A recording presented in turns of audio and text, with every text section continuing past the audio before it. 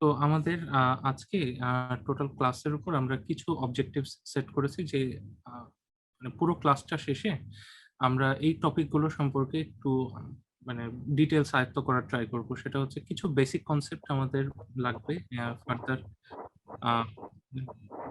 Details গুলো, যেমন কিভাবে ডাইলুটিউড। আচ্ছা, আপনারা একটু কাইন্ডলি মাইক্রোফোন করে রাখবেন। দাদি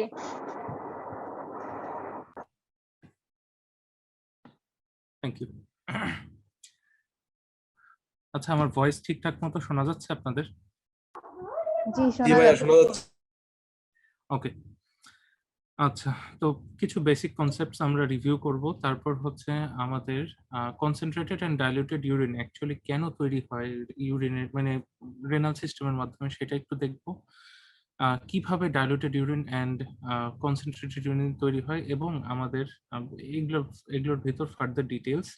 তার সাথে হচ্ছে আমরা আলটিমেট উদ্দেশ্য তো আমাদের রিটেন এন্ড ভাইভাতে কিভাবে কোশ্চেনগুলো আমরা অ্যান্সার করব সে সম্পর্কে একটু ধারণা নেব। জাস্ট বিকজ এই স্পেশাল টপিকটা থেকে আমাদের কিছু খুব কনফিউজিং প্রশ্ন করে, যে আমরা অনেক সময় মানে গুলায় ফেলি যে সঠিক অ্যান্সারটা কি হবে। সেই জন্য আমি স্পেশালি আজকে রিটেন ভাইভা পোর্শনটা তৈরি করেছি।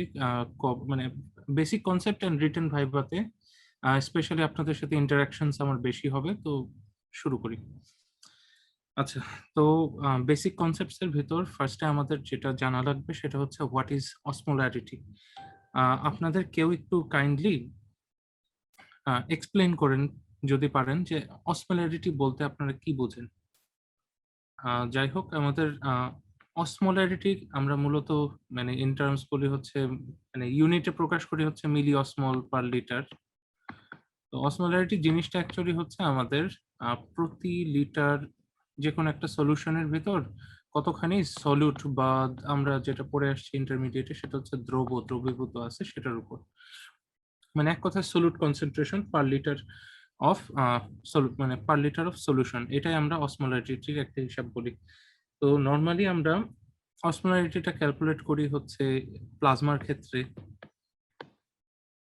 তারপর হচ্ছে রেনাল টিউবুলস এর ভেতর, মানে কোথায় আমাদের অসমোলারিটির ক্যালকুলেশনটা আসবে সেটা আমি একটু ডিটেলস বলতেছি। প্লাজমার ভিতর আমরা সাধারণত ক্যালকুলেট করি, রেনাল টিউবুলস এর ভিতর কালেক্ট করি, তারপর হচ্ছে রেনাল ইন্টারস্টিশিয়াম বা রেনাল ইন্টারস্টিশিয়াল স্পেসের ভিতর সাধারণত আমরা কালেকশন করি। তো এখন আমাদের প্লাজমার অসমোলারিটি বলতে আমরা কি বুঝি? তো প্লাজমার ভিতর যে পরিমাণ সলিড দ্রবীভূত আছে টোটাল ভলিউম অফ প্লাজমার ভিতর, ঠিক আছে, টোটাল মানে ভলিউম অফ প্লাজমার ভিতর যে পরিমাণ সলিড দ্রবীভূত আছে। আচ্ছা, তো অসমোলারিটি কনসেপ্টটা আমাদের একটু পরে আবার লাগবে, যেহেতু অসমোলারিটি কমা বাড়ার উপর ডিপেন্ড করে আমাদের ইউরিনটা কনসেন্ট্রেটেড আর ডাইলুটেড হয়। তো নর্মালি আমরা ডাইলুটেড ইউরিন বলতে বুঝি হচ্ছে এনি মানে the urine produced which is of বা হুইচ হ্যাজ লোয়ার অসমোলারিটি, ঠিক আছে। লোয়ার অসমোলারিটি মানে হচ্ছে ডাইলুটেড ইউরিন। আর আমরা কনসেন্ট্রেটেড ইউরিন বলতে বুঝি হচ্ছে the urine having or the urine which is of higher osmolarity। বুঝতে পারছেন আপনারা? জি ভাইয়া। আচ্ছা, তো এখন আমাদের মানে ডাইলুটেড ইউরিন বা কনসেন্ট্রেটেড ইউরিন এটাই হচ্ছে আমাদের টপিক আজকে, যে ফরমেশনটা হচ্ছে, কিন্তু কেন হচ্ছে কিভাবে হচ্ছে সেই সম্পর্কে আমরা একটু ডিটেলস জানবো। আপনারা নেফ্রন এন্ড ইটস পার্টস এটা আমি লিখে রাখছি জাস্ট বিকজ আমাদের নেফ্রনের বিভিন্ন পার্টে অসমোলারিটি চেঞ্জ বিভিন্নভাবে হয়। সুতরাং আপনারা যদি একটু একজন রেনাল টিউবিউল, নেফ্রনের ভিতর আমরা জানি দুইটা পার্ট, একটা হচ্ছে রেনাল কর্পাসল, একটা হচ্ছে রেনাল টিউবিউলস। তো রেনাল টিউবিউলস এর পার্ট গুলো যদি একটু কেউ আমাকে সিরিয়ালি বলতে পারতেন। হ্যাঁ, proximal convoluted tubule, loop of Henle, distal convoluted tubule, and collecting duct. G, very good. আচ্ছা, তো এটা আমরা পরবর্তীতে আবার দেখবো। এখন তারপর যদি আমাকে কেউ একটু বলতেন যে হোয়াট ইজ ইন্টারস্টিশিয়াল স্পেস।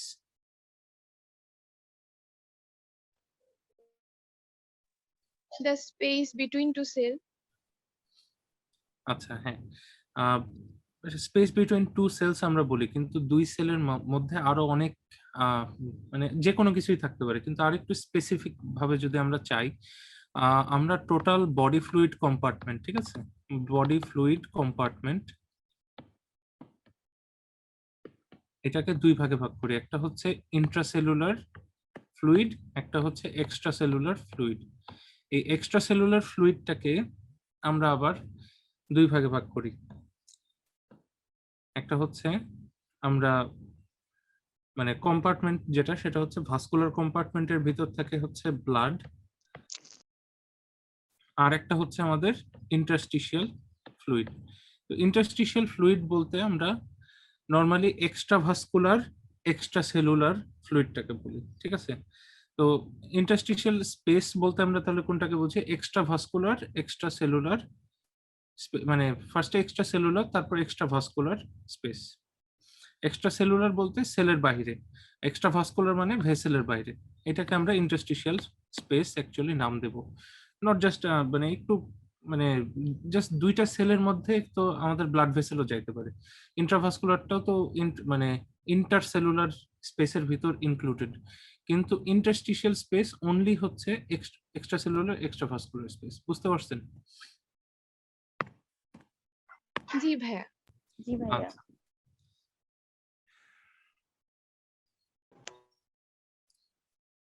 তারপরের স্লাইডে আসি।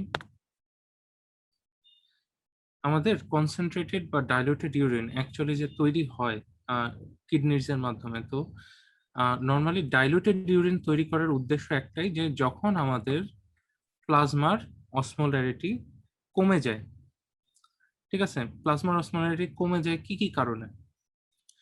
তো প্লাজমার অসমোলারিটি, ধরেন আপনি বেশি করে পানি খেয়ে নিয়েছেন, অথবা যে কোনো hypo osmolar IV fluid. Hypo osmolar বলতে আমরা নর্মালি প্লাজমার অসমোলারিটিটা আমরা ধরি হচ্ছে 300 মিলি অসমোল পার লিটার, ঠিক আছে, 300 মিলি অসমোল পার লিটার। অর্থাৎ প্লাজমাতে প্রতি লিটার প্লাজমাতে আমাদের 300 মিলি অসমোল পরিমাণ সলিউটস দ্রবীভূত থাকে। এটাই হচ্ছে পরবর্তীতে অসমোটিক প্রেসার এক্সার্ট করে। তো প্লাজমার কনসেন্ট্রেশন মানে প্লাজমার অসমোলারিটি এর থেকে কম যদি অসমোলারিটি হয়, তাহলে আমরা সেটাকে বলি হচ্ছে হাইপোঅসমোলার,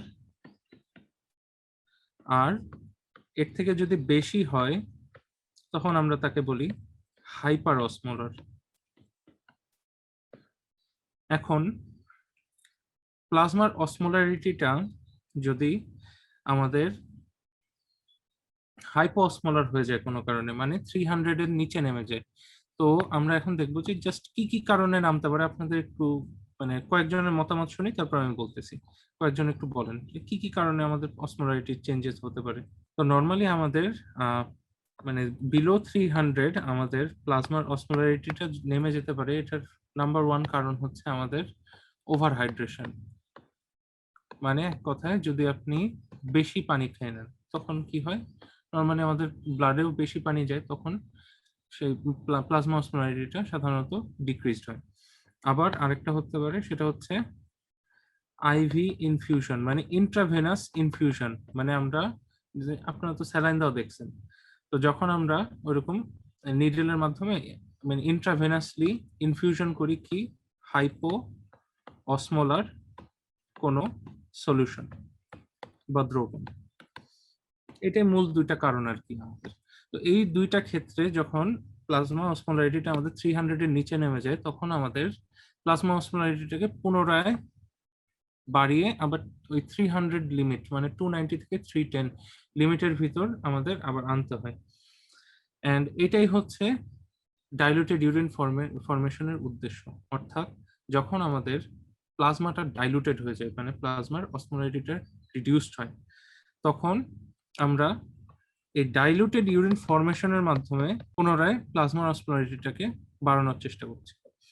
কিভাবে? যে নর্মালি ধরেন এখানে আমাদের প্লাজমাতে 150 মিলি অসমোলার হয়ে গেছে, ধরেন ইউরিনের নর্মালি 300 ছিল, তখন আমাদের ইউরিনের মাধ্যমে আমরা ধরেন 50 বা 100 মিলি অসমোল পার লিটার অসমোলারিটি বিশিষ্ট ইউরিন এক্সক্রিশন করব, মানে বেশি পরিমাণে হাইপোঅসমোলার ইউরিন এক্সক্রিশন করব, যার মাধ্যমে আমাদের প্লাজমা অসমোলারিটিটা পুনরায় বেড়ে 300 লিমিটে চলে আসবে। বুঝতে পারছেন? জি ভাইয়া। আচ্ছা, আর হচ্ছে কনসেন্ট্রেটেড ইউরিন কখন ফরমেশন আমাদের কিডনি করার প্রয়োজন মনে করে, সেটা হচ্ছে যখন প্লাজমা অসমোলারিটিটা বেড়ে যায় তখন সেটাকে কমার, মানে জাস্ট এটার উল্টা মেকানিজম, যখন প্লাজমা অসমোলারিটিটা আমাদের ইনক্রিজড হয় তখন সেটাকে ডিক্রিজ করার জন্য। আর একটা হচ্ছে যখন পানির প্রচুর অভাব, ধরেন আপনি মানে মরুভূমিতে আটকে গেছেন, তখন আপনার পানি খাওয়ার সুযোগ নাই। আপনি সমুদ্রে আটকে গেছেন, আশেপাশে শুধুই লবণাক্ত পানি। লবণাক্ত পানি খেলে কি সমস্যা সেটা আমরা একটু পরে আলোচনা করব। তো যাই হোক, যেখানে আপনার মিঠা পানির কোনো সোর্স নাই, তো সেসব ক্ষেত্রে আপনার বডি কি করবে, যে প্রতিকূল অবস্থায় এখন আমার যেভাবে হোক পানি কনজারভেশন করতে হবে।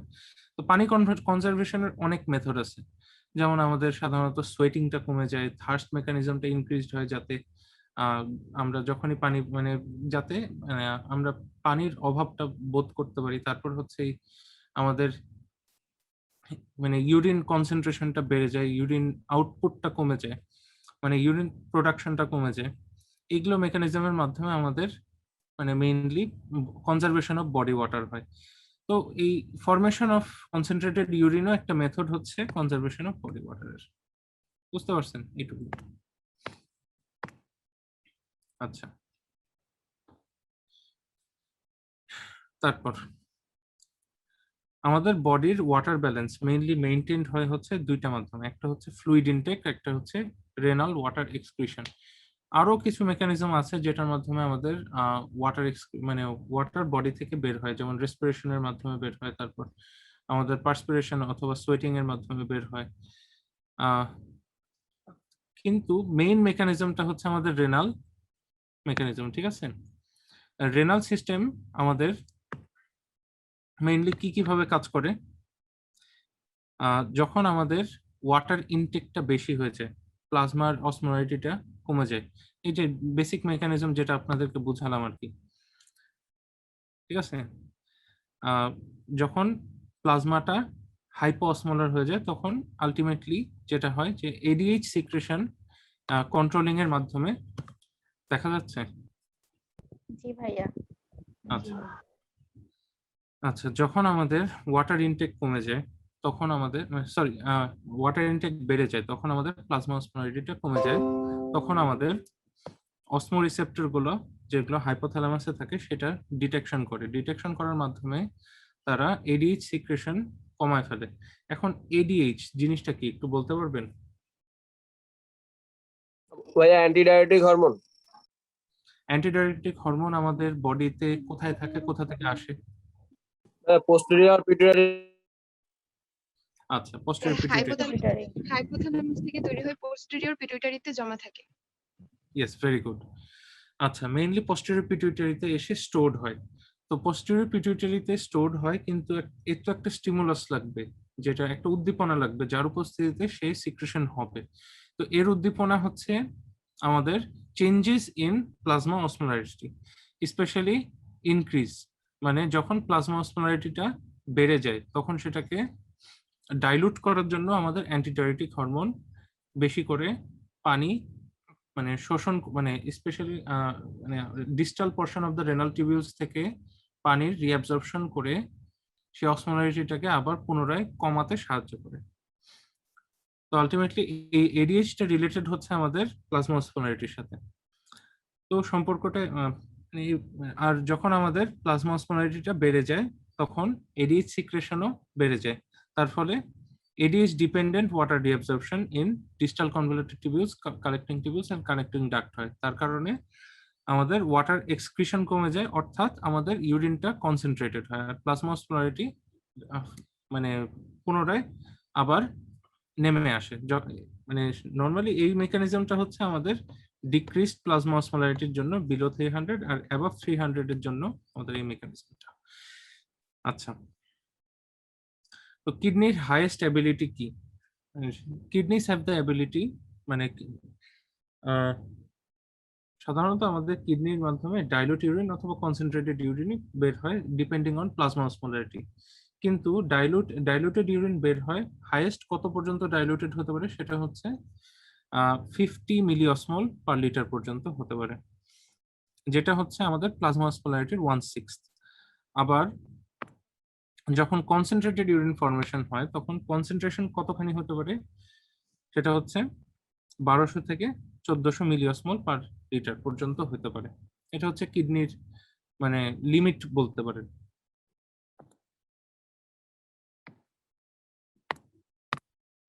আচ্ছা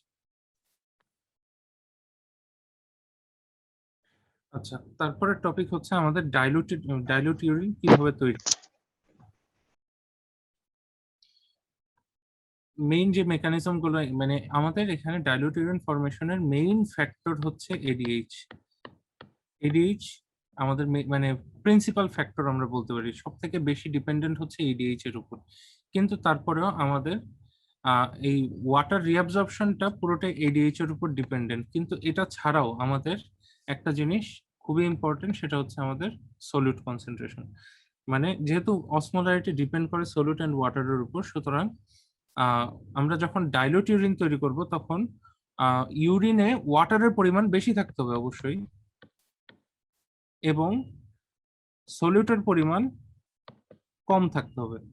অর্থাৎ ইউরিনের সাথে নর্মালি আমরা যখন টিউবুলার রিঅ্যাবজর্পশন পড়ছি, টিউবুলার রিঅ্যাবজর্পশনের সময় দেখছি যে লুমেনের ভিতরে এবং মানে লুমেন থেকে আমাদের সেল থেকে আমাদের মেডুলারি ইন্টারস্টিশিয়াল স্পেসে, এবং ইন্টারস্টিশিয়াল স্পেস থেকে আবার আমাদের ব্লাড ভেসেলে ট্রান্সপোর্ট হয়। তো আলটিমেটলি এই যে ট্রান্সপোর্ট গুলো মানে রেনাল মানে টিউবুলার রিঅ্যাবজর্পশন, টিউবুলার সিক্রেশনের মাধ্যমে বিভিন্ন ট্রান্সপোর্টস হয়, হয় রেনাল মানে টিউবুলার লুমেনের দিকে অথবা লুমেন থেকে ব্লাড ভেসেলের দিকে। তো আমাদের সলিউটটাকে মানে মানে ইউরিনের সলিউটের কনসেন্ট্রেশন যদি কমাইতে চাই তাহলে আমাদের কি বাড়াতে হবে, রিঅ্যাবজর্পশন বাড়াতে হবে। আবার যখন আমরা মানে ওয়াটার কনসেন্ট্রেশন হাই চাই ইউরিনে, সেক্ষেত্রে আমাদের ওয়াটার রিঅ্যাবজর্পশন যেটা মেইনলি হয় হচ্ছে distal portion of the renal টিবিউলসে এডিএইচ এর উপস্থিতিতে। যেহেতু আমাদের এডিএইচ ও কম, সেহেতু ওয়াটার রিঅ্যাবজর্পশনও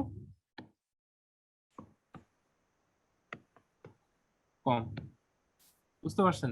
তার মানে ডিক্রিজড ওয়াটার রিঅ্যাবজর্পশন মানে এডিএইচ এর উপস্থিতিতে, আর increased solute reabsorption.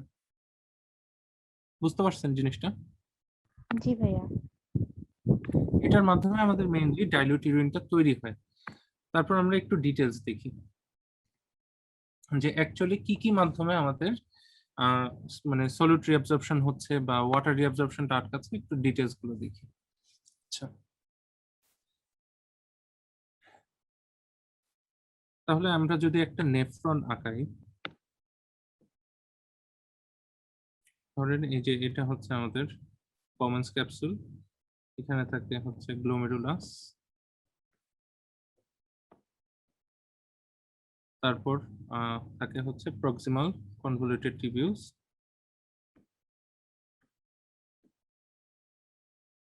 Proximal convoluted টিবিউলস এর পর আমাদের loop of Henle, loop of Henley রয়েছে 4টা পার্ট।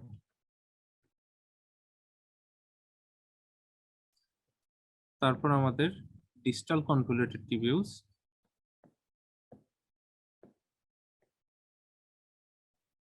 ডিস্টাল কনভলিউটেড টিবিউলস এর পর কালেক্টিং টিবিউলস, দেন ফাইনালি একটা বড় কালেক্টিং ডাক্টে সবগুলো এসে ওপেন করে। আচ্ছা, এখন নেফ্রনের এখানে গঠনের আমি গঠনটা আবারও কেন দেখাচ্ছি, এটা ভেরি ভেরি ইম্পর্টেন্ট আমাদের ফার্দার টপিক গুলো আলোচনা করার সময়। আমরা যদি একটা স্ট্রেট লাইন টানি, সরি মোটামুটি এইভাবে একটা স্ট্রেট লাইন টানি, তাহলে আমরা দেখব আমাদের এই কালেক্টিং ডাক্ট এবং এখানে লুপ অফ হেনলি, এই দুইটা জিনিস আমাদের মেডুলাতে আছে, রেনাল মেডুলাতে অবস্থান করে। আর বাকি সবগুলো ইনক্লুডিং পিসিটি বা প্রক্সিমাল কনভলিউটেড টিবিউলস, ডিসিটি বা distal convoluting tubules, collecting tubules, and cortical portion of the collecting duct. এটা হচ্ছে medullary portion collecting duct এর এবং এটা হচ্ছে cortical portion। মানে collecting duct এখানে আমরা দুই ভাগে ভাগ করছি depending on their position in the cortex or medulla। একটা হচ্ছে cortical collecting duct, একটা হচ্ছে medullary collecting duct। এখন উপরেরটা কর্টেক্স। তো এখানে মানে মেডুলার সাথে আমি কর্টেক্স এত আলাদা করে দেখাচ্ছি জাস্ট বিকজ পরে যে মেকানিজম গুলো আমরা দেখবো যে কাউন্টার কারেন্ট মেকানিজম, সেগুলোতে আমাদের মেডুলারি কালেক্টিং ডাক্টের ইম্পর্টেন্স অনেক বেশি। যাক, তো ফার্স্ট অফ অল আমাদের প্রক্সিমাল কনভলিউটেড টিউবিউলস আমরা মানে এখন পুরো ছবিটার মাধ্যমে আমাদের দেখার উদ্দেশ্য হচ্ছে এটাই যে আমাদের ইউরিনটা ডাইলুটেড কিভাবে হচ্ছে অ্যাকচুয়ালি। তো আমরা অসমোলারিটির হিসাব ধরে ধরেই যাব। তো নর্মালি ফার্স্টে আমরা রেনাল টিউবিউলস এর ফার্স্ট পার্টে আসি। এখানে আসে হচ্ছে আমাদের গ্লোমেরুলাস থেকে ফিল্ট্রেশন হয় গ্লোমেরুলার ফিল্ট্রেট, ঠিক আছে। তো গ্লোমেরুলার ফিল্ট্রেটের অসমোলারিটি সেম টু প্লাজমা, কারণ এখানে জাস্ট আপনার কলয়েড গুলো বাদে বাকি সবগুলো এখানে ফিল্টার্ড হয়েছে, অর্থাৎ 300 মিলিঅসমোল পার লিটার, ঠিক আছে। এখন প্রক্সিমাল কনভলিউটেড টিবিউলসে আমাদের মেইনলি একটা রিঅ্যাবজর্পশনের সময় একটা কথা ছিল যেটা হচ্ছে 60 to 65% of all solutes and water is reabsorbed here। মানে টোটাল সলিউটস এর এবং ওয়াটারের 60 to 65% পুরোটাই এখানে রিঅ্যাবসর্ব হয়ে যায়। তো 65% রিঅ্যাবজর্পশন যদি সমপরিমাণে হয় তাহলে আমাদের at the end of PCT concentration কিন্তু স্টিল 300 মিলিঅসমোল পার লিটারই থাকছে। কিন্তু এখানে আমাদের মেইনলি মেকানিজমটা তাহলে কি হলো, আমরা নর্মালি আমাদের যেহেতু এক্সট্রা সেলুলার ফ্লুইডে সোডিয়াম এবং ক্লোরাইডের কনসেন্ট্রেশনই সব থেকে হাই, এই জন্য আমরা জাস্ট সোডিয়াম এন্ড ক্লোরাইডের সাপেক্ষে যদি দেখাই তাহলে আমাদের সোডিয়াম এন্ড ক্লোরাইড ট্রান্সপোর্ট হয় পিসিটি থেকে ডাইরেক্ট আমাদের পেরিটিবুলার ক্যাপিলারিস অথবা ভাসা রেক্টাতে, এবং তার সাথে ওয়াটার রিঅ্যাবজর্পশন হয়। তো এই দুইটা জিনিস আমাদের সম পরিমাণে রিঅ্যাবজর্পশন হলো, তার কারণে পিসিটির শেষে আমাদের অসমোলারিটি 300 মিলিঅসমোল পার লিটারে স্টেবল থাকে। আচ্ছা, এখন আমরা আরেকটা জিনিস জানি, সেটা হচ্ছে যে আমাদের লুপ অফ হেনলির ডিসেন্ডিং অ্যান্ড অ্যাসেন্ডিং লিম্বের কিছু পার্থক্য আছে। আমাদের ডিসেন্ডিং লিম্বে নর্মালি আমাদের ওয়াটার রিঅ্যাবজর্পশন হয় কিন্তু কোনো সলিউট রিঅ্যাবজর্পশন হয় না। আর আমাদের এই যে অ্যাসেন্ডিং লিম্বে সাধারণত সলিউট রিঅ্যাবজর্পশন হয়, কিন্তু সলিউট বলতে এখানে জাস্ট সোডিয়াম ক্লোরাইডই বুঝলাম, যেহেতু এটার কনসেন্ট্রেশনই সব থেকে বেশি, কিন্তু আমাদের অন্য এখানে কোনো ওয়াটার রিঅ্যাবজর্পশন হয় না, ঠিক আছে। এখন ডিসিটিতে আমাদের সোডিয়াম ক্লোরাইড রিঅ্যাবজর্পশন হয়, কিন্তু আমাদের এখানে আচ্ছা তার আগে একটা জিনিস দেখাই, সেটা হচ্ছে যে এই descending limb of loop of হেনলিতে আমাদের যে ওয়াটারটা বের হলো, তারপর আলটিমেটলি আমাদের যেহেতু অলরেডি 300 মিলিঅসমোল ছিল, এখান থেকে আরো ওয়াটার বের করে দিলাম, তার মানে সেটা কি হবে, হাইপার অসমোলার হবে। তাই একবার টিপের কাছে পৌঁছানোর সময় আমাদের অসমোলারিটি থাকে অলমোস্ট 600 মিলিঅসমোল পার লিটার। কিন্তু যখন আবার উপরের দিকে উঠতে থাকে অ্যাসেন্ডিং লিম্ব বরাবর, তখন আমাদের ধীরে ধীরে কমতে 600 থেকে 500, তারপর 400, তারপর 5, মানে এভাবে করে কমতে কমতে কমতে কমতে অলমোস্ট 400 মিলিঅসমোল এ থাকে, ঠিক আছে। আচ্ছা, তারপর ডিস্টাল কনভলিউটেড টিবিউলসে আমাদের যেহেতু কোনো ওয়াটার রিঅ্যাবজর্পশন হবে না। কেন হবে না? যেহেতু আমাদের প্লাজমা অসমোলারিটি এক্ষেত্রে অনেক লো, সেহেতু আমাদের এডিএইচ সিক্রেশন হবে না। এডিএইচ সিক্রেশন যদি না হয় সেক্ষেত্রে ওয়াটার রিঅ্যাবজর্পশন হবে না। ওয়াটার রিঅ্যাবজর্পশন না হলে অনলি যদি আমাদের সোডিয়াম ক্লোরাইড রিঅ্যাবজর্পশন হয় ডিসিটি থেকে, তাহলে অসমোলারিটিটা কি হবে, আরো কমতে থাকবে, কমতে কমতে কমতে কমতে একটা পর্যায়ে যে at the মানে কালেক্টিং টিউবিউলসে সাধারণত 100 মিলিঅসমল পার লিটারে পৌঁছায়। তারপর আমাদের এখন যেহেতু মানে সোডিয়াম রিঅ্যাবসর্পশনের বিভিন্ন মেকানিজম আছে, যেমন আমরা পিসিটিতে সাধারণত পাই আপনার এই যে সোডিয়াম ক্লোরাইড কোট্রান্সপোর্ট, তারপর হচ্ছে যেমন লুপোফেনলিতে পাই হচ্ছে 1 সোডিয়াম 1 পটাশিয়াম 2 ক্লোরাইড কোট্রান্সপোর্ট মেকানিজম। তারপর হচ্ছে আমাদের কালেক্টিং ডাক্টে যেমন আবার উল্টা এই যে sodium hydrogen counter transport mechanism, বিভিন্ন মেকানিজমের মাধ্যমে সোডিয়াম রিঅ্যাবসর্পশন তো হতেই থাকে। আচ্ছা, তারপর কালেক্টিং ডাক্টে এসে ফাইনালি এটা মানে কর্টিক্যাল পোর্শনে 70, তারপর মেডুলারি পোর্শনে 50 করে, এভাবে হাইয়েস্ট আমাদের 50 মিলিঅসমল পার লিটার পর্যন্ত আমাদের ইউরিন কনসেন্ট্রেশন মানে ডাইলুটেড ইউরিন ফর্মেশন হতে পারে। আচ্ছা, তো এটাই হচ্ছে মেইনলি আমাদের মেকানিজম যে হাউ কিডনি ফর্মস মানে ডাইলুটেড ইউরিন, যে বিভিন্ন জায়গায় বিভিন্ন মেকানিজমের মাধ্যমে। এখানে ডিসিটিটা সম্পূর্ণরূপে এডিএইচ ডিপেন্ডেন্ট, এন্ড এখানে যেহেতু আমাদের এডিএইচ একদমই অ্যাবসেন্ট, তো সে একদমই যদি অ্যাবসেন্ট থাকে তাহলে আমাদের 50 মিলিঅসমল তৈরি হয়। আর নরমালি হচ্ছে ডিপেন্ড করে প্লাজমা অসমোলারিটির উপর, প্লাজমা অসমোলারিটির উপর ডিপেন্ড করে যে এডিএইচ কতখানি আসবে, এডিএইচ এর উপর ডিপেন্ড করে যে ডিসিটি কতখানি ওয়াটার রিঅ্যাবসর্পশন করবে, এবং ওয়াটার রিঅ্যাবসর্পশনের উপর ডিপেন্ড করে আমাদের ইউরিনের কনসেন্ট্রেশনটা কেমন হবে, ডাইলুট হবে না কনসেন্ট্রেট হবে। বুঝতে পারছেন?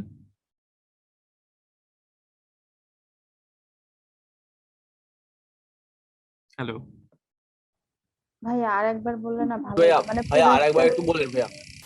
আচ্ছা পুরোটা যদি হ্যাঁ ডিসিটি পোর্শনটা আরেকবার একটু বললে ভালো।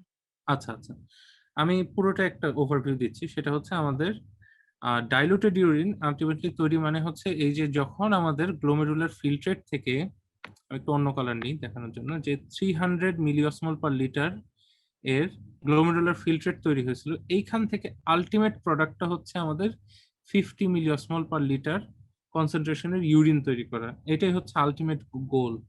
তো এই 300 থেকে কিভাবে 50 আসতেছে, এটাই হচ্ছে মানে মানে mechanism how diluted urine is formed.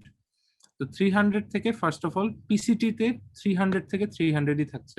কেন থাকছে সেটা একটা এক্সপ্লেনেশন হচ্ছে, যে পরিমাণ সোডিয়াম ক্লোরাইড রিঅ্যাবসর্পশন হচ্ছে ঠিক সেম পরিমাণ ওয়াটার রিঅ্যাবসর্পশন হচ্ছে। কিন্তু আমাদের একটু পরে দেখতে পারবেন যে লুপোফেনলিতে কি হয় অ্যাকচুয়ালি। লুপোফেনলিতে যখন আমাদের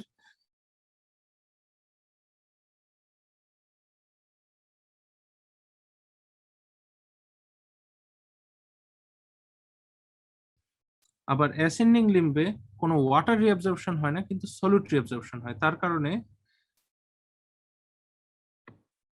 আমাদের মানে যে টিউবুলার লুমেন, এখানে যে ফ্লুইডটা থাকছে, এই টিউবুলার লুমেনের ফ্লুইডে তখন আবার অসমোলারিটিটা ধীরে ধীরে কমতে থাকে, এই কারণে 400 এ থাকে। তারপর ডিসিটিতে যেটা হয়, ডিসিটিতে এমনি তো নর্মালি সোডিয়াম ক্লোরাইড রিঅ্যাবসর্পশন চলতেই থাকে, কিন্তু এখানে আমাদের ডিসিটিতে মেইনলি সোডিয়াম এন্ড ক্লোরাইড রিঅ্যাবসর্পশনটা চলে হচ্ছে অ্যালডোস্টেরনের মাধ্যমে। কিন্তু অ্যালডোস্টেরন আর এডিএইচ এর মেকানিজম কিন্তু আলাদা। এডিএইচ হচ্ছে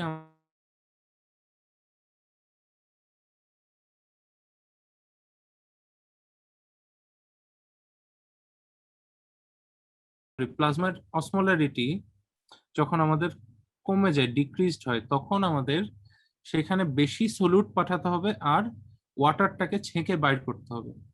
তো ডিসিটিতে তখন অ্যালডোস্টেরন বেশি আসবে কিন্তু এডিএইচ কম আসবে। এই অ্যালডোস্টেরনের প্রভাবে আমাদের সোডিয়াম ক্লোরাইড রিঅ্যাবসর্পশনটা বহাল থাকবে, কিন্তু আমাদের এডিএইচ যেহেতু আসবে না সেহেতু আমাদের ওয়াটার রিঅ্যাবসর্পশন হবে না। এই জন্য আমাদের ডিসিটিতে সোডিয়াম ক্লোরাইড গুলো বের হয়ে যাচ্ছে কিন্তু ওয়াটার থেকে যাচ্ছে। তার কারণে এই 400 থেকে আরো অনেক কমতে থাকবে অসমোলারিটি। ফাইনালি কালেক্টিং টিউবিউলসে যে থাকবে হচ্ছে 100। তারপর হচ্ছে কালেক্টিং ডাক্টে বিভিন্ন mechanism such as sodium hydrogen counter transport ইত্যাদির মাধ্যমে সোডিয়াম রিঅ্যাবসর্পশন, সোডিয়াম ক্লোরাইড রিঅ্যাবসর্পশন আরো বেড়ে যাবে, যার কারণে ধীরে ধীরে অসমোলারিটিটা আরো কমতে থাকবে। এভাবে করে lowest possible osmolarity achieved by the kidneys is 50 milliosmole per litre. বুঝতে পারছেন? জি ভাইয়া। জি ভাইয়া বুঝতে জি পেরেছি। ভাইয়া বুঝতে পারছি। ওকে।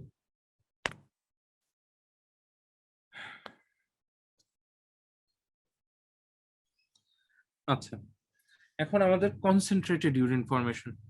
কনসেন্ট্রেটেড ইউরিন ফর্মেশন আমরা পড়লাম হচ্ছে ডাইলুটেড ইউরিন কিভাবে তৈরি হলো, এন্ড এখানে মেইন ডিটারমিনিং ফ্যাক্টরটা হচ্ছে এডিএইচ, কিন্তু আমাদের মেকানিজম কিন্তু each and every part of the নেফ্রনে হয়েছে, কিন্তু মেইন ডিটারমিনিং ফ্যাক্টর কিন্তু আমাদের এডিএইচ ছিল। এডিএইচটাই হচ্ছে আমাদের মূল ডিটারমিনিং ফ্যাক্টর। আচ্ছা, তো আমাদের কনসেন্ট্রেটেড ইউরিনের ক্ষেত্রে ওইখানে যেমন আমাদের কোনো এডিএইচ নেসেসারি ছিল না ডাইলুটেড ইউরিনে, আমাদের কিছু বেসিক রিকোয়ারমেন্ট আছে কনসেন্ট্রেটেড ইউরিন ফরমেশনে। তো বেসিক রিকোয়ারমেন্ট হচ্ছে দুইটা, একটা হচ্ছে হাই লেভেল অফ এডিএইচ, ঠিক আছে? এখন এডিএইচ কেন দরকার আমাদের? তো এডিএইচ এর মেইনলি আপনার অ্যান্টিডায়ারেটিক হরমোন, এর অপর নাম হচ্ছে ভ্যাসোপ্রেসিন। তো এই ভ্যাসোপ্রেসিনের সাধারণত আমরা জানি হচ্ছে দুই টাইপের রিসেপ্টর আছে, একটা থাকে ব্লাড ভেসেলে, একটা থাকে আমাদের distal portion of the renal tubules. Distal portion বলতে আমরা বুঝি হচ্ছে ডিসিটি, সিটিসিডি মানে হচ্ছে distal convoluted tubules, collecting tubules and collecting duct. এখানে এডিএইচ এর রিসেপ্টর থাকে। এডিএইচ যেহেতু একটা হরমোন, এন্ড প্রত্যেকটা হরমোনেরই অবশ্যই অবশ্যই অবশ্যই রিসেপ্টর থাকতে হবে। তো এখানে যেহেতু রিসেপ্টর থাকে, রিসেপ্টরের সাথে বাইন্ড করে তারা অ্যাকচুয়ালি কি করে, আমাদের ধরেন রেনাল টিবিউলের একটা কোষ, যদি আমি ধরেন এটা রেনাল টিবিউলের কয়েকটা কোষ, দুই পাশে কোষ থাকে, মাঝে হচ্ছে টিবিউলের লুমেন থাকে, সেল, আর মাঝখানে থাকে হচ্ছে আমাদের লুমেন। এখান দিয়ে হচ্ছে টিউবুলার ফ্লুইডটা পাস করে। তো আলটিমেটলি ধরেন এটা যদি ডিসিটির সেল হয় বা ডিসিটির লুমেন হয়, ডিসিটির টিউবুলসকে যদি আমি দেখিয়ে থাকি, তাহলে যখন আমাদের এই সেলগুলোর এখানে এসে এডিএইচ বাইন্ড করবে, তখন আমাদের একটা চ্যানেল তৈরি হয়, ঠিক আছে? এটাকে আমরা বলি হচ্ছে অ্যাকুয়াপোরিন। অ্যাকুয়াপোরিন মানে হচ্ছে ওয়াটার চ্যানেল। তো এই ওয়াটার চ্যানেলের মাধ্যমে পরবর্তীতে আমাদের এই লুমেন থেকে, বা লুমেনে যেটা আমাদের গ্লোমেরুলার ফিল্ট্রেট আসছিল, গ্লোমেরুলার ফিল্ট্রেট পরবর্তীতে টিউবুলার ফ্লুইড হয়েছে, এটাই পরবর্তীতে ইউরিন হবে। তো এইখান থেকে ওয়াটারটা অ্যাকুয়াপোরিনের মাধ্যমে রিঅ্যাবজর্পশন হয়ে ফার্স্ট অফ অল আসে হচ্ছে আমাদের ইন্টারস্টিশিয়াল স্পেসে, এখান থেকে সোজা চলে যায় আলট্রাফিল্ট্রেশনের মাধ্যমে ব্লাড ভেসেলে। এটাই তো আলটিমেটলি ওয়াটার ট্রান্সপোর্ট নামে আপনারা পড়ছিলেন। ওয়াটার ট্রান্সপোর্টের মধ্যে একটা ছিল হচ্ছে এডিএইচ ডিপেন্ডেন্ট ওয়াটার ট্রান্সপোর্ট, পড়ছিলেন তো, তাই না? জি ভাইয়া। আচ্ছা, তো আমাদের এডিএইচটা মেইনলি এভাবে অ্যাকুয়াপোরিন তৈরির মাধ্যমে আমাদের ওয়াটার রিঅ্যাবজর্পশনটাকে ফ্যাসিলিটেট করে। আচ্ছা, তো ওয়াটার রিঅ্যাবজর্পশন করলে পরবর্তীতে আমাদের লুমেনে সলিউটের ঘনত্বটা বেড়ে যায়। সলিউটের ঘনত্ব যখনই বেড়ে গেল, তখন আমাদের ইউরিনের অসমোলারিটিটা অবশ্যই ইনক্রিজ করলো। এইটা একটা মেকানিজম যার মাধ্যমে কনসেন্ট্রেটেড ইউরিন তৈরি হয়, ঠিক আছে? আরেকটা বেসিক রিকোয়ারমেন্ট হচ্ছে high osmolarity of the renal medullary interstitial.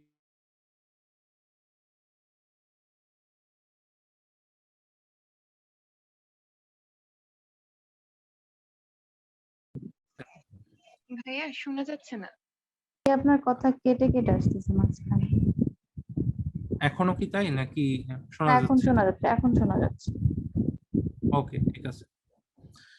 আচ্ছা, তো আমাদের রেনাল মেডুলারি ইন্টারস্টিশিয়াল ফ্লুইড বলতে আমরা কি বুঝি?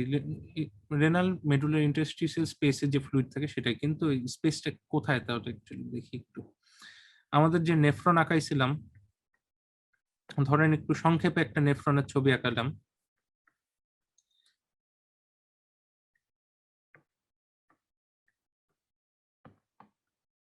একটু বুঝে নিন, সমস্যা নেই। মোটামুটি তো এরকমই ছিল একটা নেফ্রনের ছবি, তাই না? আচ্ছা, তো এই ছবির ভিতর আমরা নর্মালি দেখি যে ধরেন একটা টিউবওয়েল থাকে, টিউবওয়েলের ভিতর টিউবওয়েলটাকে ভাগ করলে এরকম আমরা টিউবওয়েলের কোষ পাবো, ঠিক আছে? তার ভিতরে লুমেন পাবো। তো আমাদের এইটা হচ্ছে টিউবওয়েলের লুমেন, আর এটা হচ্ছে টিউবুলার ওয়াল। ওয়ালটা কোষ দিয়ে তৈরি। এখন আপনারা টিউবুলের ভেতর মানে পুরো টিউবুলটা ব্যতীত, ঠিক আছে, বাইরে দেখেন একটা স্পেস আছে, বিশাল একটা। তো কত দূর বললাম সেটা হচ্ছে আমাদের এই যে লাল কালি দিয়ে যেটুকু মার্ক করছি সেটা দেখতে পাচ্ছেন কি? জি ভাইয়া। আচ্ছা, তো লাল কালির মার্ক পোর্শনটার ভিতর এগুলো হচ্ছে সেলের বহির্ভূত স্পেস।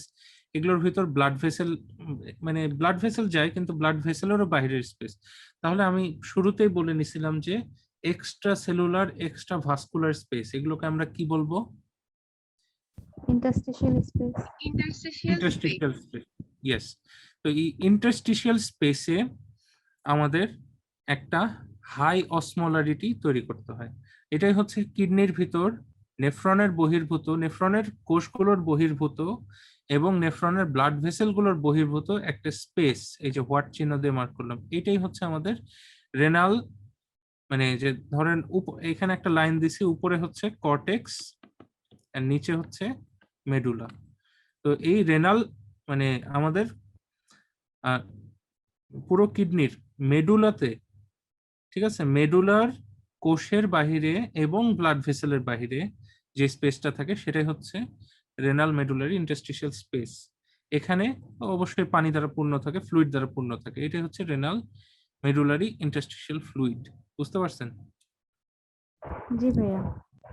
এখন এই মেডুলারি ইন্টারস্টিশিয়াল ফ্লুইডটার একটা হাই অসমোলারিটি তৈরি করা দরকার।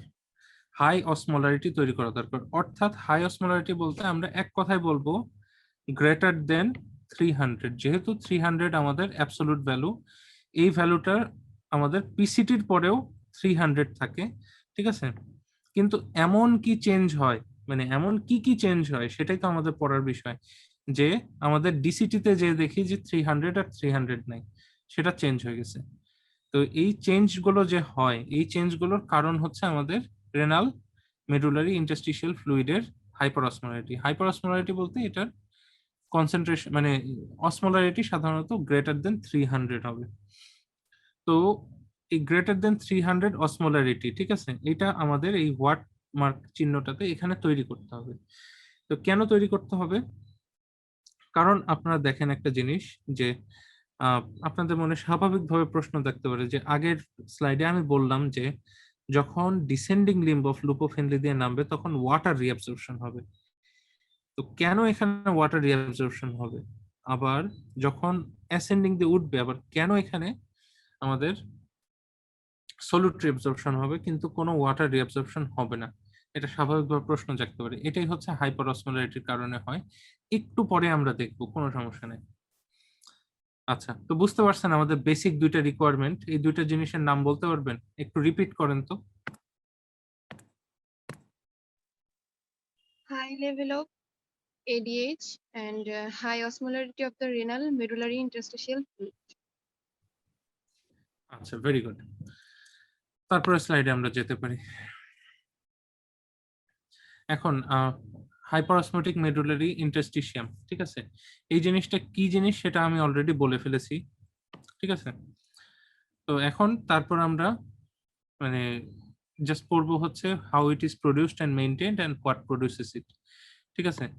এখন এটা যে পদ্ধতির মাধ্যমে তৈরি এবং মেইনটেইন হয়, ঠিক আছে, যে পদ্ধতির মাধ্যমে, আমি ভালো করে বলেন, যে প্রসেসের মাধ্যমে এটা তৈরি এবং মেইনটেইন হয়, অর্থাৎ প্রোডাকশন অফ হাইপারঅসমোলারিটি, মানে process of production and maintenance of hyperosmolarity, ঠিক আছে। আপনাদের এটা খুব একটা ইম্পর্টেন্ট প্রশ্ন, যে এটা হচ্ছে একটাই মেকানিজমের মাধ্যমে হয়, that is counter current mechanism. তো হোয়াট প্রডিউসেস ইট, তাহলে এটার অ্যান্সার হবে counter current mechanism. Counter current মেকানিজমের মাধ্যমে আমাদের রেনাল মেডুলার ইন্টারস্টিশিয়াল স্পেসটা হাইপার অসমোলার হয়, সেটা আমি ফার্দার এক্সপ্লেন করব কিভাবে হচ্ছে। তো নর্মালি মানে হাইপার অসমোলার করার জন্য আমাদের কিছু শর্ত, যে মানে এখানে সাধারণত কি করা লাগবে, আমাদের ওয়াটার কমা লাগবে এবং সলিউট বাড়ানো লাগবে। যেহেতু আমাদের ওয়াটার হাইলি ভ্যারিয়েবল একটা জিনিস, সেটা কনস্ট্যান্টলি এদিক ওদিক মুভ করে। সুতরাং আমরা এখানে মেইনলি তাকাবো হচ্ছে আমাদের সলিড কনসেন্ট্রেশনের দিকে, ঠিক আছে। সলিড কনসেন্ট্রেশনটাকে বাড়ানো লাগবে। সলিড কনসেন্ট্রেশনটাকে শুধু বাড়ানো লাগবে তা না, ধরেন আমাদের মেডুলার ভিতর তো লুপোফেনলিও থাকে, মেডুলার ভিতর আমাদের কালেক্টিং ডাক্টও থাকে, ঠিক আছে। এলওএইচ এন্ড কালেক্টিং ডাক্ট দুইটাই থাকে। তো আমাদের এগুলোর বাহিরে ইন্টারস্টিশিয়াল স্পেসে সলিড কনসেন্ট্রেশনটাকে এমন ভাবে বাড়াতে হবে যাতে এই সলিডটা পরবর্তীতে কালেক্টিং ডাক্টও না টেনে নিতে পারে, আবার লুপ অফ হেনলিও না টেনে নিতে পারে। বুঝতে পারছেন? ভাইয়া লাস্ট একটু আরেকবার বুঝাইলে ভালো হয়। তো নর্মালি আমাদের হাইপার অসমোটিক বা হাইপার অসমোলার মানে পরিবেশ তৈরি করার জন্য কি করা লাগে, হয় পানির পরিমাণটা ডিক্রিজ করা লাগবে, না তো সলিউটের পরিমাণটা ইনক্রিজ করা লাগবে। তো নর্মালি আমরা পানি যেহেতু হাইলি ভ্যারিয়েবল, এখানে ওয়াটার ট্রান্সপোর্ট অনেকভাবে অনেক মেকানিজমের মাধ্যমে হতে পারে, সেহেতু আমরা ওয়াটারের দিকে না তাকিয়ে আমরা সলিউটের দিকে তাকাচ্ছি যে সলিউট কনসেন্ট্রেশনটা এখানে বাড়াবো। কিন্তু সলিউট কনসেন্ট্রেশন যদি বাড়িয়ে রেখে দিই তাহলে মানে কি হবে যে কালেক্টিং ডাক্ট এবং লুপ অফ হেনলি মাঝে মধ্যে সলিউট গুলাকে টেনে নেওয়ার চেষ্টা করবে, যেহেতু সলিউটটা মানে সব জায়গায় সমান অসমোলার করার ট্রাই করবে। কিন্তু সব জায়গায় সমান অসমোলার যদি হয়ে যাইতো তাহলে কিন্তু আমাদের ইউরিন কনসেন্ট্রেশন আর ডাইলিউশন মেকানিজম অ্যাচিভ করা সম্ভব হতো না। এই জন্য আমাদের সলিউটের কনসেন্ট্রেশনটাকে বজায় রাখার জন্য এমন কিছু জিনিস অ্যাকুমুলেশন করতে হয়, এবং কিছু সলিউট এখানে অ্যাকুমুলেশন করতে হয়। তো কি কি সলিউট সেটা একটু পরে বলতেছি, ওটাই বলতেছি আর কি। আচ্ছা, তারপর আমাদের যেটা জানতে হবে সেটা হচ্ছে কি কি ফ্যাক্টর কন্ট্রিবিউট করে আমাদের এই মানে কি বলে সলিউট কনসেন্ট্রেশনটাকে বাড়ানোর জন্য। তারপরের পয়েন্টই হচ্ছে এটা, সলিউট কনসেন্ট্রেশনটাকে যে বাড়াতে হবে সেটা বললাম, সেখানে কি কি ফ্যাক্টর কন্ট্রিবিউট করবে সেটা একটু দেখবো। আচ্ছা, তো আমরা ধীরে ধীরে একটা করে দেখি, ঠিক আছে। এই স্লাইডটা একটু মনে রাখেন যে আমরা কি কি শিখতেছি। আচ্ছা,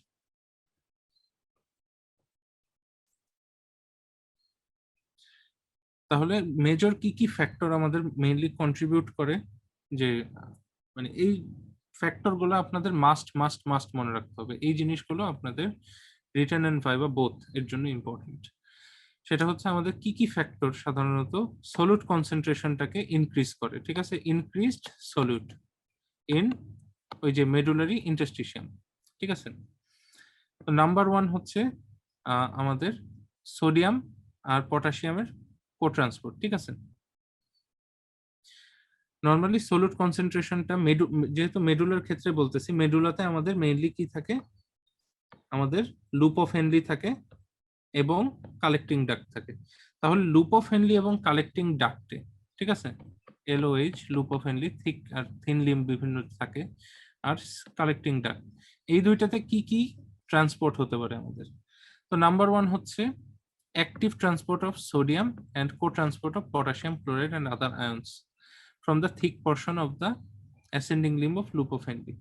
এই যে এইখান থেকে আমাদের মানে অ্যাক্টিভলি সোডিয়াম, পটাশিয়াম আর ক্লোরাইড আর আদার আয়ন্স বিভিন্ন আছে। তো মেইনলি যে একটা মেকানিজম যদি আপনাদের বলতে বলে, যে একটা মেকানিজমের নাম বলবো, সেটা হচ্ছে 1 সোডিয়াম 1 পটাশিয়াম 2 ক্লোরাইড কো ট্রান্সপোর্ট। বুঝতে পারছেন? সবগুলো একই দিকে রিঅ্যাবজর্পশন হয়। তো এই রিঅ্যাবজর্পশন হয়ে সুন্দর মতো আমাদের মানে মেডুলারি ইন্টারস্টিশিয়াল স্পেসে চলে আসে। তারপরে যে মেকানিজমটা, যে ফ্যাক্টরটা কন্ট্রিবিউট করে, সেটা হচ্ছে active transport of ions from collecting ducts to medullary interstitial.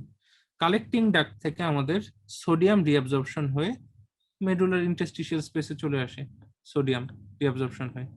তো কি এখানে একটা মেকানিজম আমি গত ক্লাসে বলছিলাম, সেটা হচ্ছে যে মানে আমাদের মানে একটা পাম্প কাজ করে এখানে, কি সোডিয়াম হাইড্রোজেন কাউন্টার ট্রান্সপোর্ট বা সোডিয়াম অ্যামোনিয়াম কাউন্টার ট্রান্সপোর্ট, এরকম বিভিন্ন রকমের ট্রান্সপোর্ট আছে, ঠিক আছে। তারপর হচ্ছে facilitated diffusion of urea from the inner medullary collecting ducts to medullary interstitial. এখন এখানে একটু বোঝার জিনিস আছে। তো মানে প্রথম প্রশ্ন আপনাদের আমি মনের ভিতর অবশ্যই হচ্ছে, সেটা হচ্ছে ইউরিয়া কোথা থেকে আসলো, তাই কিনা? ইউরিয়া হচ্ছে আমাদের একটা অসমোলার সাবস্টেন্স। নর্মালি আমাদের যদি দেখি প্লাজমা অসমোলারিটি মেনটেন করে এরকম কিছু সাবস্টেন্স যদি আমরা বলি, তাহলে কিছু কলয়েডস আছে, কিছু ক্রিস্টালয়েডস আছে। তো এরকম বিভিন্ন সাবস্টেন্সের ভিতর আমাদের আছে হচ্ছে সোডিয়াম আয়ন, তারপর পটাশিয়াম আয়ন, তারপর আছে হচ্ছে ক্লোরাইড আয়ন, তার সাথে আছে হচ্ছে গ্লুকোজ, তার সাথে আছে হচ্ছে ইউরিয়া। ঠিক আছে, তো এই ইউরিয়াটা আমাদের প্লাজমা থেকে যখন গ্লোমেরুলার ফিল্ট্রেশনের মাধ্যমে টিউবুলার লুমেনে আসলো, এই টিউবুলার লুমেন থেকে ইউরিয়া তো আমাদের বর্জ্য পদার্থ, প্রোটিন বেশি ইনটেক করলে সাধারণত আমাদের ইউরিয়া বেশি প্রোডাকশন হয় এবং ইউরিয়াটা পরবর্তীতে আমাদের এক্সক্রিশন করতে হয়। কিন্তু এই ইউরিয়াটা আমাদের রিঅ্যাবজর্পশন করা ভেরি নেসেসারি। ঠিক আছে, রিঅ্যাবজর্পশন নেসেসারি কেন আমার পরবর্তীতে শিখবো। সেটা হচ্ছে যে ইউরিয়া আমাদের টোটাল হাইপারঅসমোলারিটি, মেডুলারি হাইপারঅসমোলারিটির 40 to 50% একাই কন্ট্রিবিউট করে। ঠিক আছে,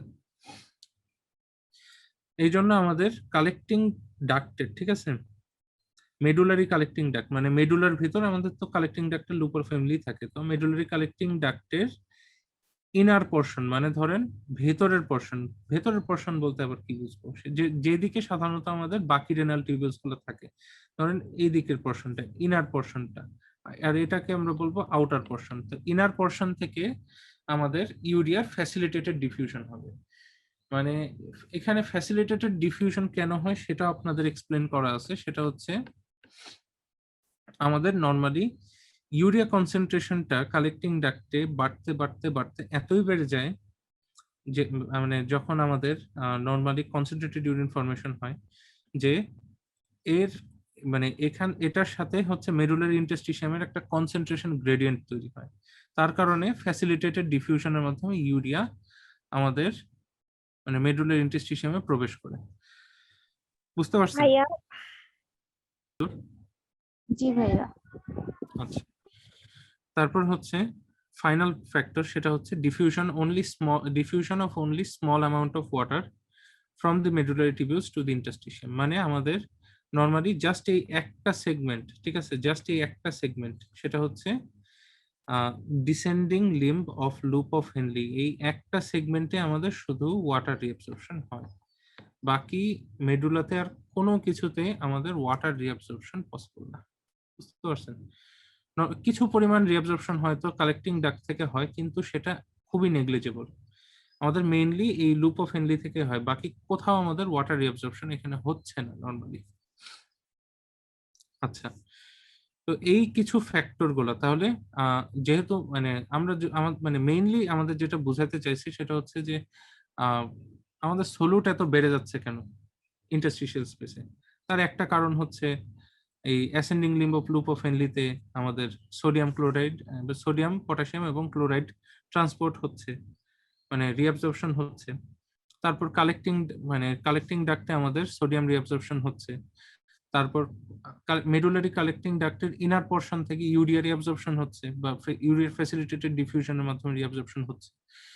আর ফাইনাল ফ্যাক্টরটা হচ্ছে আমাদের খুব বেশি ওয়াটার রিঅ্যাবজর্পশন মেডুলারি মানে রেনাল টিউবিউলস থেকে হচ্ছে না। এই চারটা কারণে আমাদের মেইনলি সলিউট কনসেন্ট্রেশনটা বেড়ে যায়। বুঝতে পারছেন? জি ভাইয়া। ওকে,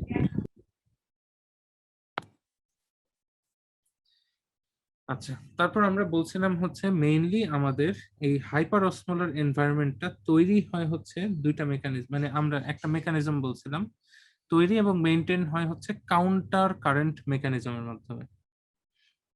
তো এখন আপনাদের আলটিমেটলি কাউন্টার কারেন্ট পড়লেন, তারপর ওই 4 ফ্যাক্টর পড়লেন, তো এই দুটার ভিতর আপনাদের অ্যাকচুয়ালি গোলায় যাবে যে অ্যাকচুয়ালি কে কি করে।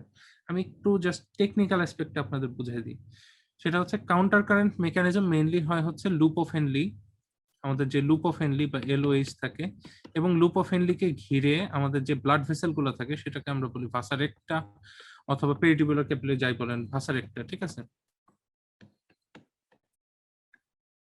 ভাসা মানে ভেসেল, রেক্টা মানে সোজা স্ট্রেট ভেসেল আর কি। আচ্ছা, তো ভাসা রেক্টা এবং লুপ অফ হেনলি এগুলোর মাধ্যমে সাধারণত আমাদের কাউন্টার কারেন্ট মেকানিজম হয়ে থাকে। কিন্তু আলটিমেটলি একটা জিনিস দেখেন, এগুলো সব কিন্তু মেডুলারি ইভেন্ট, এন্ড এই কাউন্টার কারেন্ট মেকানিজম যেটার মাধ্যমে কাজ করবে সেটাই হচ্ছে আগের স্লাইডটা, মানে ওই 4টা বেসিক মেকানিজম যেটার মাধ্যমে আমাদের সলিউট কনসেন্ট্রেশন ইনক্রিজ করবে। বুঝতে পারছেন? এটাই হচ্ছে তাদের মধ্যে রিলেশনটা। তাহলে আমরা এখন ডিরেক্টলি কাউন্টার কারেন্ট মেকানিজমের ভিতর ঢুকে যেতে পারি। কাউন্টার কারেন্ট থেকে আমরা পড়বো হচ্ছে কাউন্টার হ্যাঁ, কারেন্ট এই মেকানিজম জিনিসটা জিনিসটা আরেকবার কি, একটু বলবেন।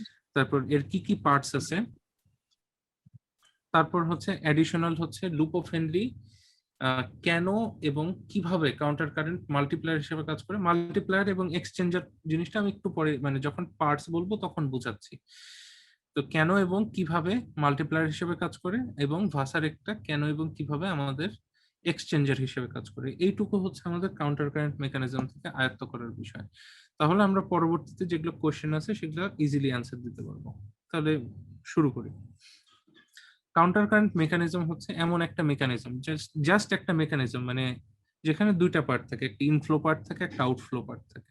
তো আমরা যেহেতু রেনাল টিউবিউলস এর সবই এসেনশিয়ালি আমাদের টিউবিউলস, মানে পরের পোর্শনটুকু তো সবই টিউবিউলস।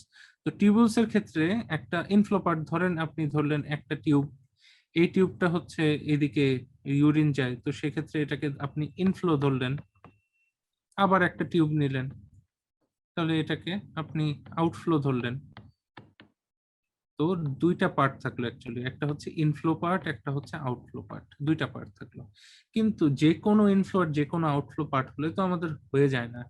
আমাদের ইনফ্লো আর আউটফ্লোটার একটা কিছু নির্দিষ্ট শর্ত আছে। এখানে আমি যদি এখন সাজাই, তাহলে ইনফ্লোটা এমন ভাবে সাজাবো যে ইনফ্লোটা আউটফ্লোর সাথে 3টা সম্পর্ক মেনটেন করবে। ঠিক আছে, ইনফ্লো হলো এদিকে, ধরেন ইনফ্লো ইনফ্লো যদি ধরেন ডাউনওয়ার্ডস হয়, ডাউনওয়ার্ডস মানে আমি যে ডাউনওয়ার্ডস অ্যারো দিয়েছি একটা নিম্নগামী অ্যারো, তাহলে সেক্ষেত্রে আউটফ্লোটা আমার এর 3টা জিনিসের সাথে রিলেশন রাখতে হবে। একটা হচ্ছে এর সাথে সমান্তরাল রাখতে হবে। এখন ধরেন আমি একটা লাল অ্যারো দিয়ে যদি দেখাই, একটু দেখেন, ধরেন আমি এইদিকে ইনফ্লো দেখাইছি, ঠিক আছে, আই দি ইনফ্লো, আউটফ্লো দিলাম আমি হচ্ছে ডান দিকে। তাহলে কি হলো, তারা কি একে অন্যের সমান্তরাল থাকলো, নাকি এরকম হয়ে গেল, তারা 90 ডিগ্রি হয়ে গেল? এটা সম্ভব না, এটা কাউন্টার কারেন্টের শর্ত না। কাউন্টার কারেন্ট হতে হলে তাকে অবশ্যই এন্ড অবশ্যই সমান্তরাল থাকতে হবে। তাহলে সেক্ষেত্রে আমরা এই যে বামের চিত্রটাতে দেখেন, এটা কিন্তু অলরেডি সমান্তরাল হয়ে গেছে। যেদিকে যাক না কেন এর দিক হচ্ছে এই বরাবর, ধরেন ডট ডট দিয়ে যদি আমি একটু দেখাই, এটার যে মিডল লাইন, এটার মিডল লাইন পরস্পর সমান্তরাল। তারপর তারা কাছাকাছি অবস্থান করছে। ধরেন আমি এখন আরেকটা কালি নিলাম, সেটা হচ্ছে ইয়েলো। ধরেন এইখানে ধরেন সমান্তরাল রাখলাম, ঠিক আছে, একটা অ্যারো দিলাম হচ্ছে এদিকে আমাদের, আর একটা অ্যারো দিলাম এই দেখেন বহুত দূরে স্লাইডের অন্য কর্নারে।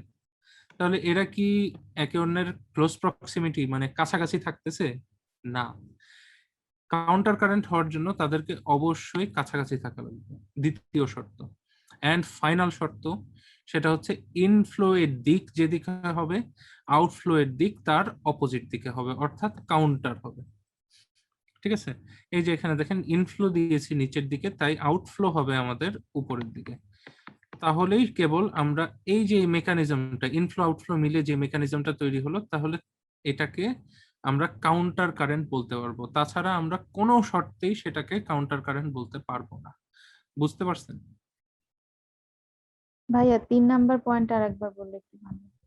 3 নাম্বার পয়েন্টটা হচ্ছে আমাদের ফ্লো এর ডিরেকশনটা। ঠিক আছে, ফ্লো এর ডিরেকশন মানে হচ্ছে আমাদের যে মানে যেদিকে সাধারণত বিভিন্ন সাবস্টেন্সের মুভমেন্টটা হবে, সেই ফ্লো এর ডিরেকশনটা কাউন্টার অথবা অপোজিট হবে, মানে বিপরীত দিকে হবে। ধরেন এইটা নামছে নিচের দিকে, তখন তাহলে আউটফ্লোটা উঠতে হবে উপরের দিকে।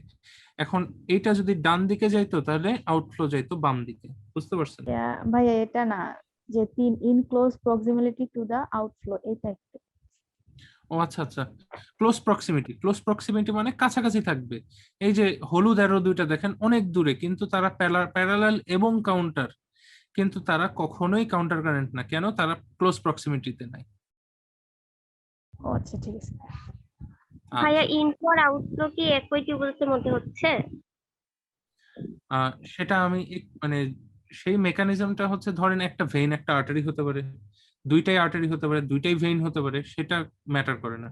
কিন্তু তাদের ভিতর দিয়ে মানে তাদের মধ্যে কন্টিনিউইটি থাকতে হবে। কন্টিনিউইটি থাকবে মানে এই জায়গাতে কিছুর মাধ্যমে সে যুক্ত থাকবে, আবার উপরের দিকে মানে কোনো কিছু মানে যে কোনো একদিকে যুক্ত থাকবে, বুঝতে পারছেন? জি ভাইয়া। আচ্ছা ভাই আগের স্লাইডটা আরেকবার একটু বললে ভালো হতো। আচ্ছা ঠিক আছে। আগের স্লাইডটা হচ্ছে আমাদের এই যে কাউন্টার কারেন্ট মেকানিজম থেকে আমরা কি কি স্টাডি করব, মানে কি কি আমাদের ভাইয়া, জানা লাগবে। হ্যাঁ ওই যে হাইপার অসমোটিক রেনাল মেডুলারি ওই স্লাইডটা ভাই। আচ্ছা এটা তো জি ভাইয়া। আচ্ছা, এটা কি মানে কোন পোরশনটা আপনি বুঝতে পারেন নাই? আর এই যে ইউরিয়ার ব্যাপারটা, ফ্যাসিলিটেড ডিফিউশন। আচ্ছা, তো এখন মানে ইউরিয়া আসলো কোথা থেকে সেটা মানে আমাদের নরমালি হাইপারঅসমোলারিটি। ইউরিন তো সরি ভাইয়া, ইউরিয়া তো টক্সিক সাবস্টেন্স। তো সেটা কিভাবে মানে মেডুলারি ইন্টারস্টিশিয়ামে আসতেছে, তো এটা হচ্ছে টক্সিক না? আচ্ছা না, এখন ইউরিয়া টক্সিক কখন, যখন সেটা আমাদের সিস্টেমিক সার্কুলেশনে মানে বেশি চলে আসে। এখন সিস্টেমিক সার্কুলেশন মানে এক কথায় ব্লাড ভেসেলের ভিতরে আসতে হবে। আমরা ইউরিয়াটাকে ধরেন কালেক্টিং ডাক্ট, এটা ঠিক আছে, কালেক্টিং ডাক্ট থেকে জাস্ট হচ্ছে মেডুলারি ইন্টারস্টিশিয়াল স্পেস এই পর্যন্ত নিয়ে আসতেছি। এইখান থেকে আর এখানে ধরেন ব্লাড ভেসেল বা বিভি আছে, ব্লাড ভেসেলে কিন্তু আমরা ইউরিয়া নিয়ে আসতেছি না। তো টক্সিক সাবস্টেন্স হওয়া সত্ত্বেও এই ইউরিয়া যদি এখানে না আসতো তাহলে আমাদের মানে অলমোস্ট 40-50% অসমোলারিটি আমাদের মানে মেডুলারি ইন্টারস্টিশিয়ামটা হারাতো। তো ইউরিয়া এখানে মেইন একটা কন্ট্রিবিউটর, সেটাই আমি এখানে দেখাইছি। এন্ড কালেক্টিং ডাক্ট থেকে আমাদের ইউরিয়াটা ফ্যাসিলিটেটেড ডিফিউশনের মাধ্যমে মেডুলারি ইন্টারস্টিশিয়ামে আসার জন্য এখানে সলিউটের কনসেন্ট্রেশনটা ইনক্রিজ করে। সলিউটের কনসেন্ট্রেশন বাড়া মানে এখানে মানে আমাদের অসমোলারিটিটা বাড়া। সুতরাং অসমোলারিটিতে ইউরিয়া কন্ট্রিবিউশন করে কিভাবে সেটা আমি বোঝাতে চাইছি, নট আমাদের ওই টক্সিক সাবস্টেন্স ব্লাড ভেসেলে কেন আসতেছে। ব্লাড ভেসেলে একদমই আসবে না, ব্লাড ভেসেলে আসার কোনো স্কোপ নেই, কারণ এখানে কাউন্টার কারেন্ট আছে। একটু পরে আমি আবার এক্সপ্লেন করবো সেটা বুঝতে। আচ্ছা ঠিক আছে, তারপরে আসি। তো কাউন্টার কারেন্ট কি জিনিস বুঝতে পারলেন? আমাকে একজন একটু কাইন্ডলি এক্সপ্লেন করতেন যদি, তাহলে আমি খুব খুশি হতাম।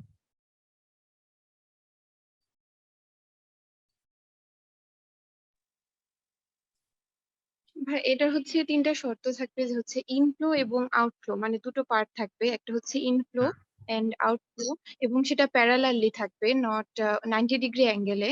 আর এটা হচ্ছে ক্লোজ থাকবে, মানে ইনফ্লো এবং আউটফ্লো এই দুটো পার্ট হচ্ছে ক্লোজ থাকবে এবং প্যারালালি থাকবে। আচ্ছা, আর ফ্লোয়ের ডিরেকশন অপোজিটে হবে?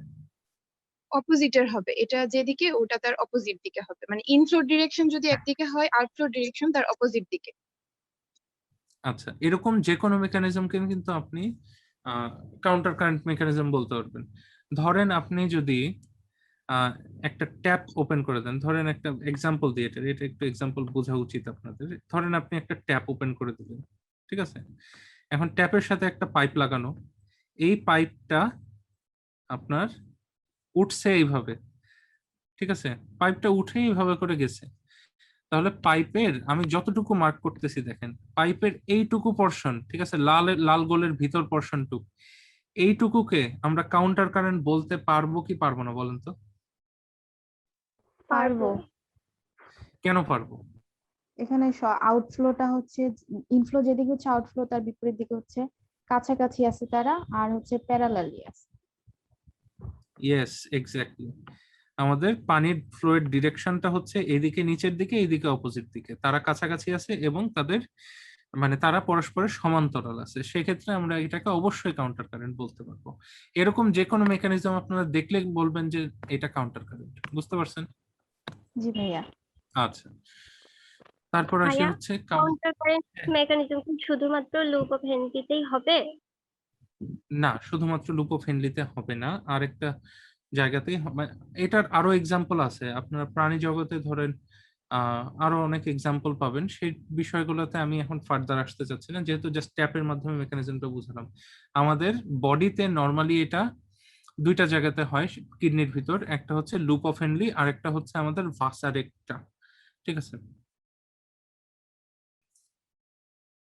জি ভাইয়া। ওকে, আচ্ছা আমি এখন একটু একে দেখাবো আপনাদেরকে যে counter parts of the counter current mechanism. Counter current মেকানিজমের দুইটা পার্ট, একটা হচ্ছে কাউন্টার কারেন্ট মাল্টিপ্লায়ার, একটা হচ্ছে কাউন্টার কারেন্ট এক্সচেঞ্জার। এইখানে আমাদের বেশ কিছু জিনিস বোঝার আছে, তো আমরা একটু শুরু করি। তো প্রথমত মাল্টিপ্লায়ার এন্ড এক্সচেঞ্জার, এই ওয়ার্ড দুইটাতেই তো পার্থক্য। মাল্টিপ্লায়ার বলতে আমরা বুঝি হচ্ছে যে জিনিসটা কাউন্টার কারেন্টটাকে প্রডিউস করে, ঠিক আছে, কাউন্টার কারেন্টটাকে তৈরি করে।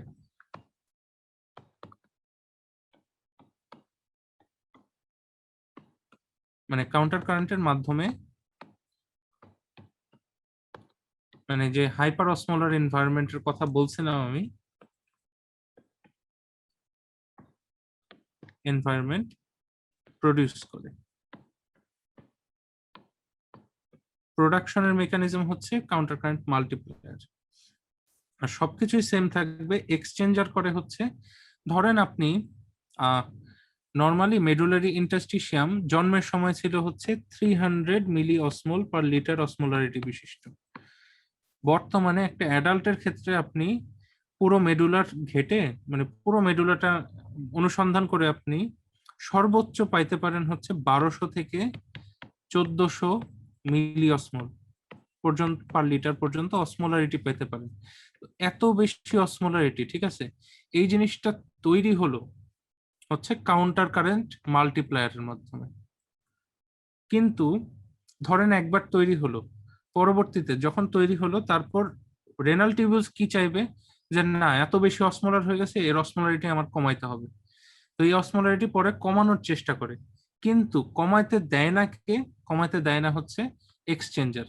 কারণ আমাদের যদি এই অসমোলারিটি না থাকে, আমাদের কোনো রকম সলিউট অথবা কোনো রকম ওয়াটারের ট্রান্সপোর্ট হবে না। তো এই অসমোলারিটিটা আমাদের জন্য ইম্পর্টেন্ট। গ্রেডেড একটা অসমোলারিটি তৈরি হয়, ঠিক আছে? এখন গ্রেডেড অসমোলারিটি বলতে কি বোঝায় সেটা আমি একটু করে এক্সপ্লেন করতেছি। তো নর্মালি এটার মাধ্যমে আমাদের মেডুলারি হাইপার অসমোলারিটি তৈরি হয়, হাইপার অসমোলার এনভায়রনমেন্ট তৈরি হয়।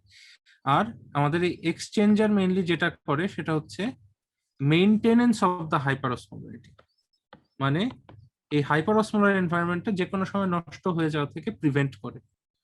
মেইনটেনেন্স অফ হাইপার অসমোলারিটি, দুইটা দুই রকম কাজ। এখন আমাদের কাউন্টার কারেন্ট মাল্টিপ্লায়ার হিসাবে কাজ করে হচ্ছে লুপ অফ হেনলি, এবং কাউন্টার কারেন্ট এক্সচেঞ্জার হিসাবে কাজ করে হচ্ছে ভাসা রেক্টা। এই পর্যন্ত ইনফরমেশন গুলো কি ক্লিয়ার হয়েছে? ভাইয়া। জি ভাইয়া। ওকে,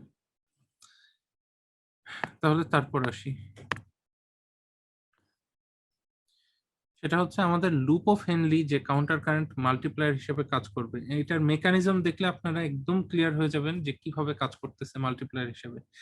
তার আগে আমি একটা জিনিস বলে নিই, সেটা হচ্ছে যে আমাদের যে মেডুলাতে যে হাইপার অসমোলারিটিটা তৈরি হয়, ঠিক আছে, ধরেন আমি একটা মেডুলার ছবি যদি আঁকাই, মেডুলার যে হাইপার অসমোলারিটিটা তৈরি হবে, হাইপার অসমোলারিটিটার আবার একটা ধর্ম আছে। এই হাইপার অসমোলারিটিটা সব জায়গায় সমান অসমোলার না।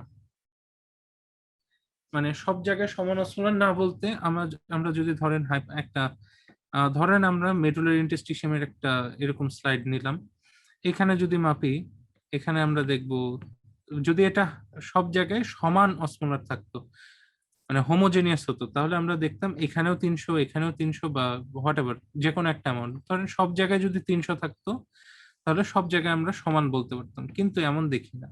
আমরা নর্মালি দেখি হচ্ছে গ্রেডেড।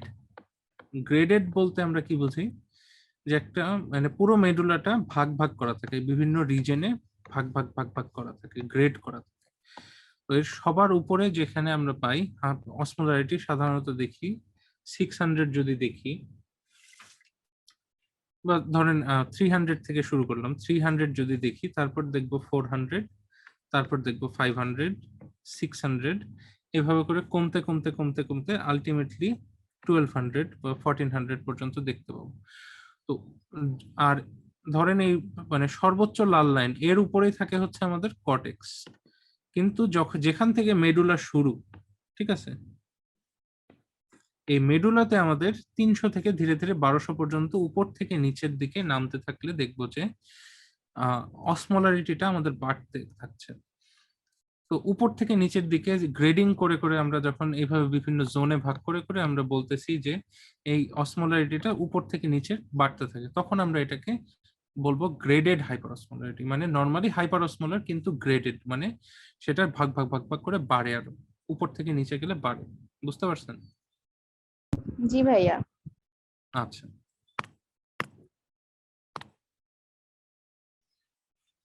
তারপর তাহলে আমি বললাম যে কাউন্টার কারেন্ট মাল্টিপ্লায়ার হিসেবে আমাদের মেইনলি কাজ করে হচ্ছে লুপ অফ হেনরি। তো লুপ অফ হেনরি আমাদের কেন কাউন্টার কারেন্ট মাল্টিপ্লায়ার হিসেবে কাজ করে? লুপ অফ হেনরি ফার্স্টে আমি একটা ছবি আঁকাতে চাই।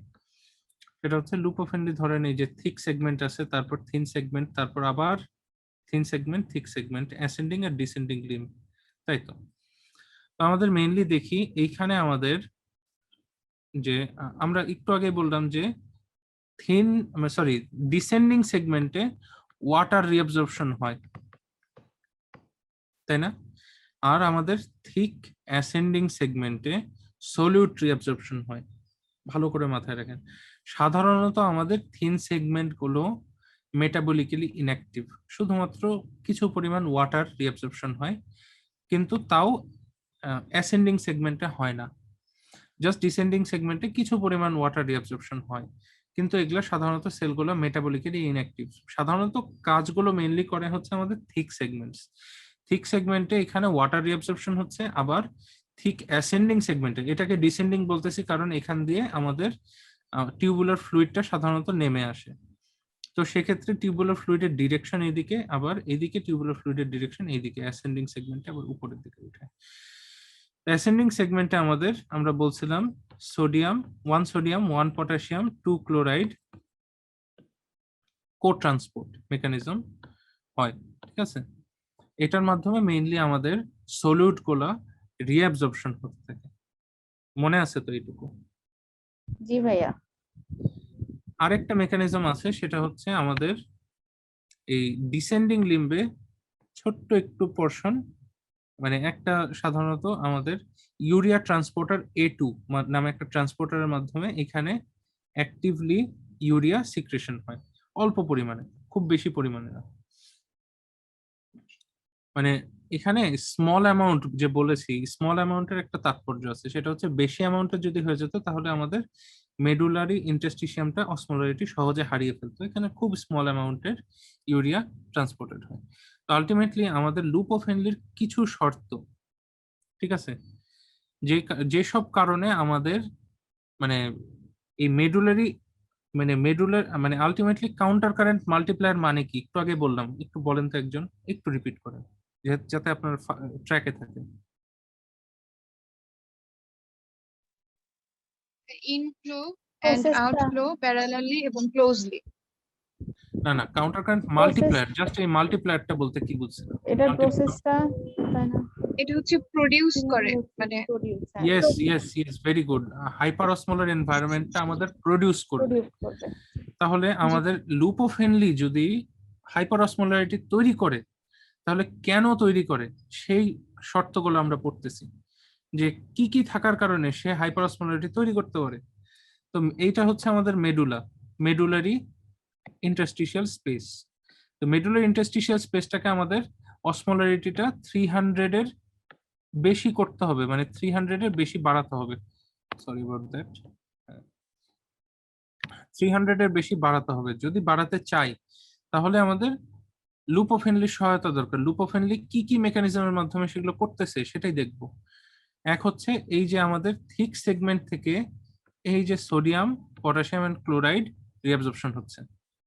তারপরের মেকানিজম হচ্ছে অ্যাসেন্ডিং লিম্বটা সাধারণত ইমপারমিয়েবল টু ওয়াটার, এই জন্য যখন আমাদের এই সলিড গুলো বের হয়ে যাচ্ছে তখন আমাদের অসমোলারিটিটা ইনক্রিজ করতেছে, কিন্তু অসমোলারিটি যখন ইনক্রিজ করবে আমাদের টিউবুলস এর ভিতর পানি কি চাইবে, যে সলিড গেল তাহলে আমিও যে একে প্রশমন করে দিয়ে আসি, তাই তো? মানে সবকিছুই তো নিউট্রাল অবস্থায় থাকতে চায়, যেখানে অ্যাসিড বেশি সেখানে অ্যালকালাই যায়, যেখানে অ্যালকালাই বেশি সেখানে অ্যাসিড যায়, এভাবে তো অ্যাসিড বেস রেগুলেশন হয়। ঠিক সেম ভাবে এখানে অসমোলারিটি রেগুলেশন করতে চাইবে ওয়াটারটা, কিন্তু আমাদের অ্যাসেন্ডিং লিম্বে কোনো ওয়াটার ট্রান্সপোর্ট হয় না। এই ওয়াটার ট্রান্সপোর্ট হয় না বলে আমাদের অসমোলারিটিটা বাড়ছে, তো বাড়তেই থাকে, সেটাকে কমানোর জন্য পানি আসে না। বুঝতে পারছেন এতদূর? জি ভাইয়া। আচ্ছা, এখন আমাদের ইউরিয়াটা এখানে আসছিল মেডুলারি ইন্টারস্টিশিয়ালে, ইউরিয়াটা আসছিল কোথা থেকে? আমাদের মেইনলি কালেক্টিং ডাক্ট থেকে আসছিল, তাই তো? কারণ কালেক্টিং ডাক্ট থেকে এসে এখানে সে বসে আছে। এখানে আছে ঠিকই, কিন্তু এখান থেকে খুব স্মল অ্যামাউন্টের ইউরিয়া আমাদের পুনরায় এই যে ইউরিয়া ট্রান্সপোর্টারের মাধ্যমে, যেটা আমি এখন সবুজ কালি দিয়ে মার্ক করতেছি, ইউরিয়া ট্রান্সপোর্টারের মাধ্যমে খুব কম পরিমাণেই আমাদের ট্রান্সপোর্টেড হয় ব্যাক টু দ্য রেনাল টিবিউলস। এই জন্য আমাদের ইউরিয়াটা খুব স্মল পরিমাণে যায়, তাই আমাদের ইউরিয়াটা মেডুলারি ইন্টারস্টিশিয়াল স্পেসে জমতে থাকে। যত বেশি জমবে আমাদের তত বেশি হাইপার অসমোলারিটি তৈরি হবে। বুঝতে পারছেন? জি ভাইয়া। আর আমাদের descending limb being permeable to water, only descending limb, মানে আমাদের পুরো মেডুলার ভিতর জাস্ট এই একটা পোর্শন পানির প্রতি পারমিয়েবল, ঠিক আছে? তো ডিসেন্ডিং লিম্ব পারমিয়েবল হওয়াটা কিন্তু মানে আমাদের মেডুলার ইন্টারস্টিশিয়াল স্পেস তৈরির কারণ না।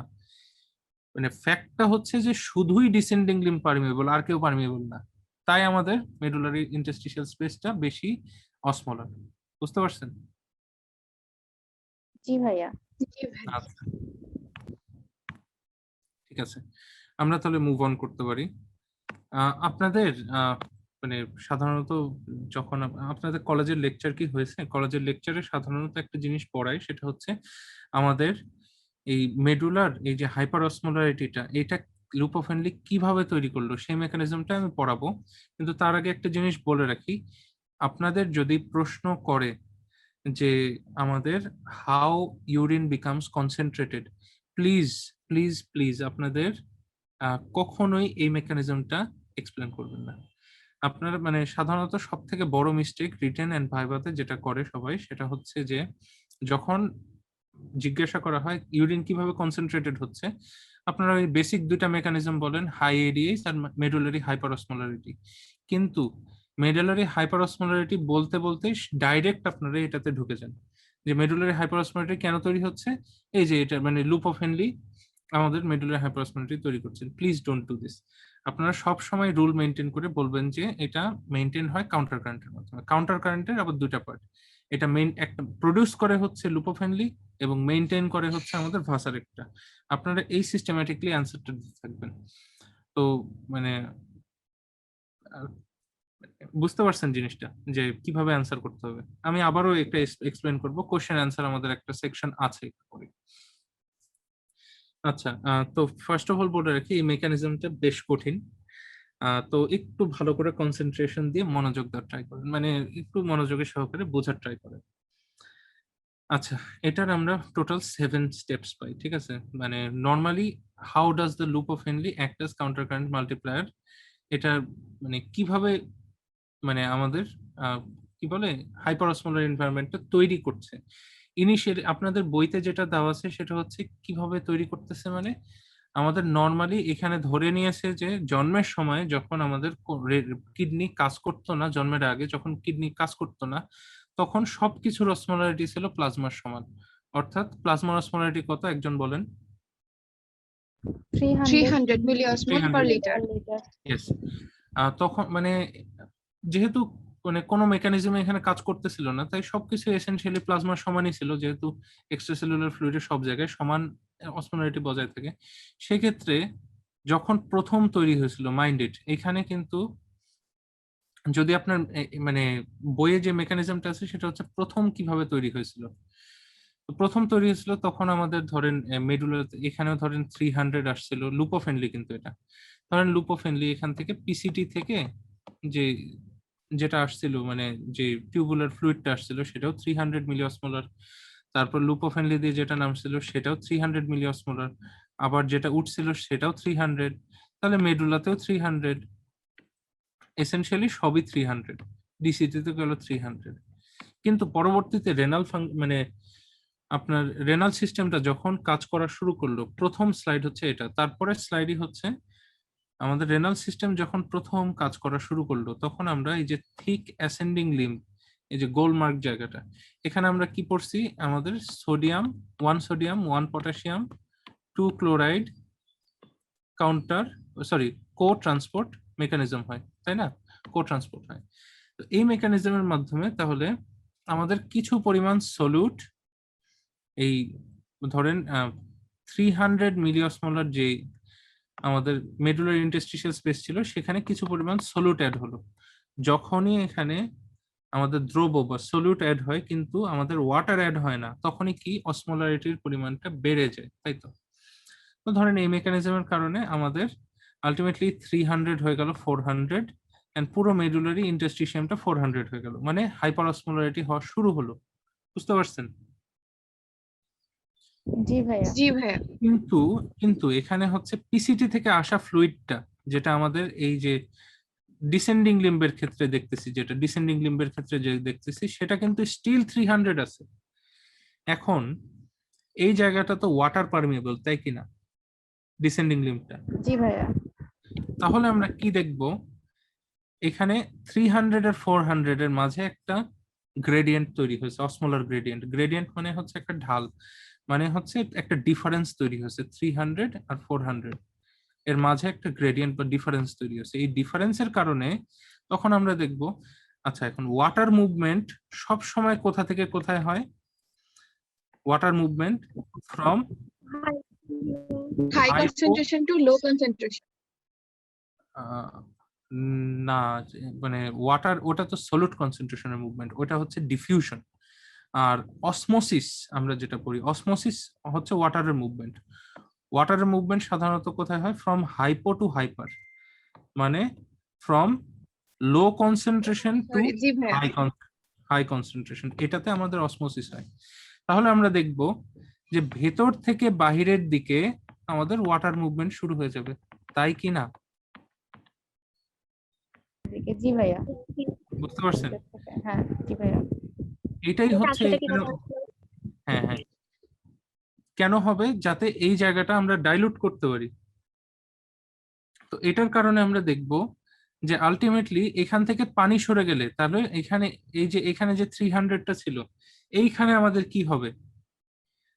মানে এখান থেকে এখানে চলে গেল পানিটা, তাহলে এখানে কি হবে? হাইপার অসমোলার হয়ে যাবে, তখন এই জায়গাতে আমাদের 400 হবে। একটু জটিল মেকানিজম, এই বুঝতে জিনিসটা আরেকবার একটু বললে আচ্ছা, ভালো ভাইয়া হয়। আর একবার। অবশ্যই। পুরোটা ভাইয়া? হ্যাঁ, তো নর্মালি শুরুতে তো সবই 300 ছিল, তারপর যেটা হলো সেটা হচ্ছে আমাদের এই যে সোডিয়াম পটাশিয়াম 2 ক্লোরাইড ট্রান্সপোর্টার, এটা যে আমাদের এখানে সোডিয়াম কনসেন্ট্রেশনটাকে বাড়িয়ে দিল। যখনই বাড়িয়ে দিল তখন এখানে হাইপার অসমোলারিটি তৈরি হলো, মানে অসমোলারিটিটা বেড়ে গেল, তার কারণে 300 এর জায়গায় আলটিমেটলি আমাদের 400 হয়ে গেছে।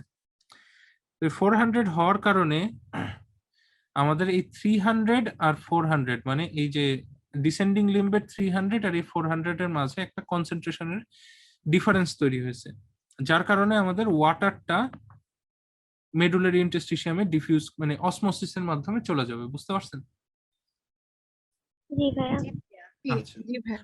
কিন্তু যখনই চলে গেল তার কারণে আমরা দেখি যে টিউবুলস এর ভিতরে তখন আবার পানির কমে যাওয়ার কারণে এই জায়গাটা বেশি হাইপার অসমোলার হয়ে যায়, তখন এখানে কনসেন্ট্রেশন গ্রেডিয়েন্টটা আবার 400 হয়ে যায়। বুঝতে পারছেন? জি ভাইয়া। তো এই যে সোডিয়ামের মুভমেন্টটা হচ্ছে আমাদের থার্ড স্টেপ, আর এই ওয়াটার মুভমেন্টটা হচ্ছে সেকেন্ড স্টেপ, আর ওয়াটার মুভমেন্টটা হচ্ছে আমাদের থার্ড স্টেপ। তারপরে যেটা হয় সেটা হচ্ছে এই দিক দিয়ে তো আমাদের ধীরে মানে ট্রান্সপোর্ট চলতেই থাকে, তাই কি না? জি ভাইয়া চলতে থাকি। তখন আমরা দেখব যে আমরা একটা এই পাশে এখন মানে আরেকটা লাল কালারের টিউবুল আঁকেছি, এখানে দেখেন। তখন দেখব এইখানে যদি ট্রান্সপোর্ট চলতে থাকে তাহলে পিসিটি থেকে আরো 300 এর মানে 300 মিলি অসমোল পার লিটার অসমোলারিটির সাবস্টেন্স আসতে থাকবে, যার কারণে আমাদের যে 400টা তৈরি হয়েছিল 400টাকে আরো নিচের দিকে ঠেলে দিবে, তাই তো? এই যে দেখেন নিচের দিকে ঠেলে দিল, নতুন ফ্লুইড আসলো, তাই এইদিকে মুভমেন্ট হতে হতে 400 যেটা হয়েছিল আলটিমেটলি পানি, এখান থেকে ধরেন পানিটা চলে গেছে, তাই এটা 400 হয়ে গেছে, এটাকে তো নিচের দিকে ঠেলে দিল, বুঝতে পারছেন? জি ভাইয়া।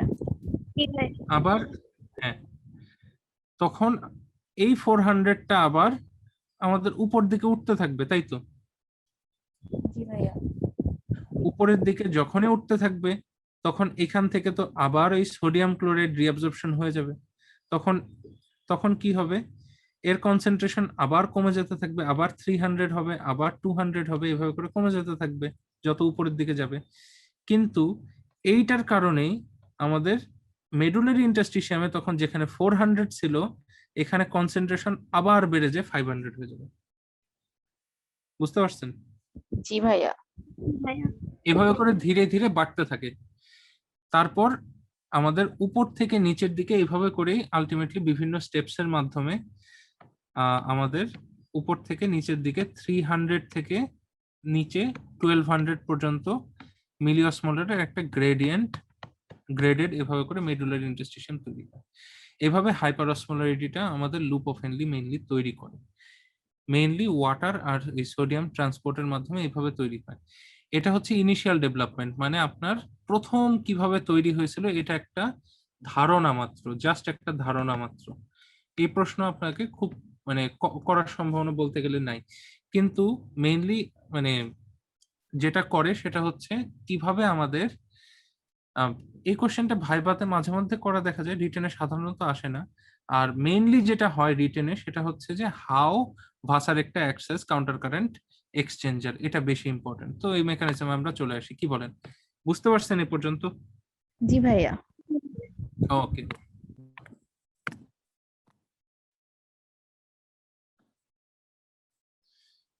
আচ্ছা ভাসার একটা আমাদের কোথায় থাকে? ফার্স্ট অফ অল ভাসার একটা অনেকে হয়তো ওয়ার্ডটা প্রথম শুনতে পারেন, তা আমি একটু এক্সপ্লেন করি। তা আমাদের আমি আবার একটা নেফ্রন আঁকাবো আপনাদের জন্য।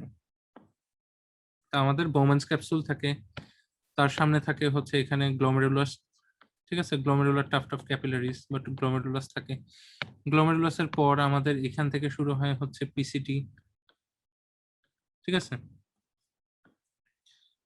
তো পিসিটি তারপর হচ্ছে আমাদের লুপ অফ হেনলি একটা লুপ করলো, তারপর উঠে আমাদের ডিসিটি, এখানে ডিসিটি তৈরি হয়। ডিসিটি থেকে তারপর হচ্ছে কালেক্টিং টিবিউলস, তারপর ফাইনালি এদিকে কালেক্টিং ডাক্ট। ধরেন এইদিকে কালেক্টিং ডাক্ট দিলাম, এটা হচ্ছে কালেক্টিং টিবিউলস, এটা হচ্ছে আমাদের ডিসিটি, এটা হচ্ছে লুপ অফ হেনলি, এই যে পিসিটি, এটা হচ্ছে গ্লোমেরুলাস বা জি। এখন একটা যদি লাইন টানি ডিমার্কেশনের জন্য, সেটা হচ্ছে আমাদের এইটুকু পোর্শনটা কর্টেক্সে অবস্থিত, আর নিচের পোর্শনটা হচ্ছে আমাদের মেডুলাতে অবস্থিত। এখন নেফ্রনের টাইপস আমাকে কেউ বলতে পারবেন? Two types, juxta glomerular sorry juxta cortical nephron আর জাক্সটাগমেন্টাল নেফ্রন। জি। জাক্সটামেডুলারি, ঠিক আছে, আচ্ছা ভেরি গুড। আচ্ছা আমরা তাহলে দুইটা নেফ্রন পাই, একটা হচ্ছে কর্টিক্যাল নেফ্রন, একটা হচ্ছে জাক্সটা মেডুলারি নেফ্রন। কর্টিক্যাল নেফ্রন আর জাক্সটামেডুলারি পার্থক্য হচ্ছে মেইনলি, আমরা যদি পজিশনাল অ্যাসপেক্টে পার্থক্য ধরি তাহলে দুইটা পার্থক্য। একটা হচ্ছে কর্টিক্যালের আমাদের রেনাল কর্পাসল থাকে হচ্ছে কর্টেক্সে, আর কর্টিকোমেডুলারি জাংশনে আমাদের রেনাল কর্পাসল থাকে জাক্সটামেডুলারি নেফ্রনের। আর আমাদের কর্টিক্যাল নেফ্রনের renal tubules specially loop of Henle আর কালেক্টিং ডাক্ট, এটা আপনারা পার্থক্যে পড়েছেন। কর্টিক্যাল নেফ্রনের ক্ষেত্রে মেডুলার বেশি শুনতে পাচ্ছি না গভীরে ভাইয়া। যায় না। আচ্ছা আচ্ছা, হ্যালো, এখন শুনতে পাচ্ছেন? জি ভাইয়া, শোনা যাচ্ছে এখন।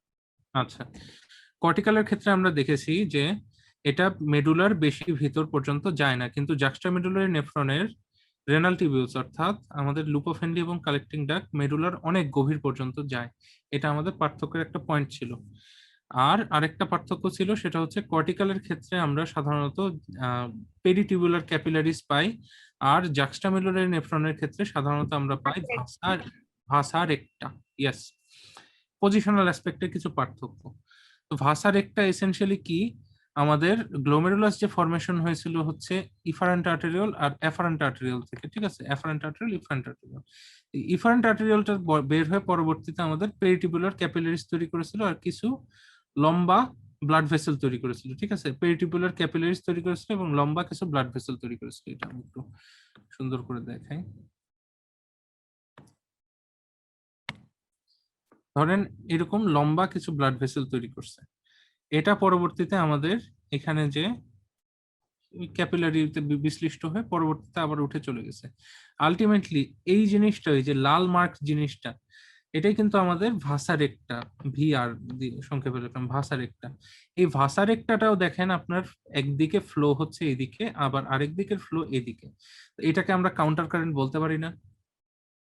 জি ভাইয়া। আচ্ছা, তো তাহলে এটা অবশ্যই কাউন্টার কারেন্ট। এখন ভাসা রেক্টাটা পরবর্তীতে এই যে লুপ অফ হেনলিকে ঘিরে থাকতেছে, মানে ক্যাপিলারি জালক তৈরি করতেছে, এটাও এসেনশিয়ালি ক্যাপিলারি পার্ট আর কি, ঠিক আছে, ভাসা রেক্টা। আচ্ছা, তো এই ভাসা রেক্টার ভিতর দিয়ে সাধারণত মানে ভাসা রেক্টাটা এক্সচেঞ্জার হিসেবে কেন কাজ করে, এটাই আমাদের প্রশ্ন। ভাসা রেক্টা কি সেটা গেল। তো ভাসা এক্সচেঞ্জার মানে আমি বলছিলাম একটাই জিনিস, সেটা হচ্ছে it maintains the hyperosmolar conditions in the medullary interstitium. বুঝতে পারছেন? মনে তো আছে? জি ভাইয়া। আচ্ছা, তাহলে এটা এখন কিভাবে এক্সচেঞ্জার হিসেবে কাজ করে, মানে ফার্স্টে কেন এক্সচেঞ্জার হিসেবে কাজ করে and তারপর কিভাবে।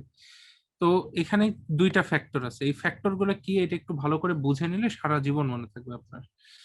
একটা হচ্ছে ব্লাড ফ্লো থ্রু দ্য ভাসা রেক্টা ইজ ভেরি স্লাগিশ।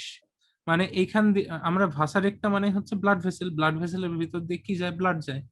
তো আলটিমেটলি এর ভিতর দিয়ে যে ব্লাডটা যায় সেটা খুব ধীর গতিতে যায়, খুবই স্লাগিশ। তো এখন আপনারে ভাইবা বোর্ডে প্রশ্ন করতে পারে যে স্লাগিশ কেন। প্রথম প্রশ্ন, স্লাগিশ কেন? এর মোস্ট অ্যাপ্রোপ্রিয়েট অ্যান্সার হচ্ছে আমাদের, যেহেতু ভাসা রেক্টাটা ইফারেন্ট আর্টেরিয়ল থেকে তৈরি হচ্ছে এবং ইফারেন্ট আর্টেরিয়লে যে ব্লাডটা আসে সেখান থেকে সাধারণত ব্লাডের সেলুলার এলিমেন্ট এবং প্লাজমা প্রোটিন ব্যতীত বাকি সবকিছুই আমাদের গ্লোমেরুলার ফিল্ট্রেটে চলে যায়। এই জন্য এই জায়গাতে আমাদের মানে ইফারেন্ট আর্টেরিয়াল থেকে ভাসা রেক্টার ভিতর যে ব্লাডটা আসে সেই ব্লাডের কনসেন্ট্রেশন অনেক হাই। এত হাই হওয়ার কারণে এই মানে যত বেশি ঘন, আপনি একটা জিনিস দেখেন, আপনি যখন পানি ঢালেন, আপনি যখন ধরেন পাউরুটির উপর মধু ঢালেন, কোনটার ঘনত্ব বেশি, কোনটা বেশি স্লো?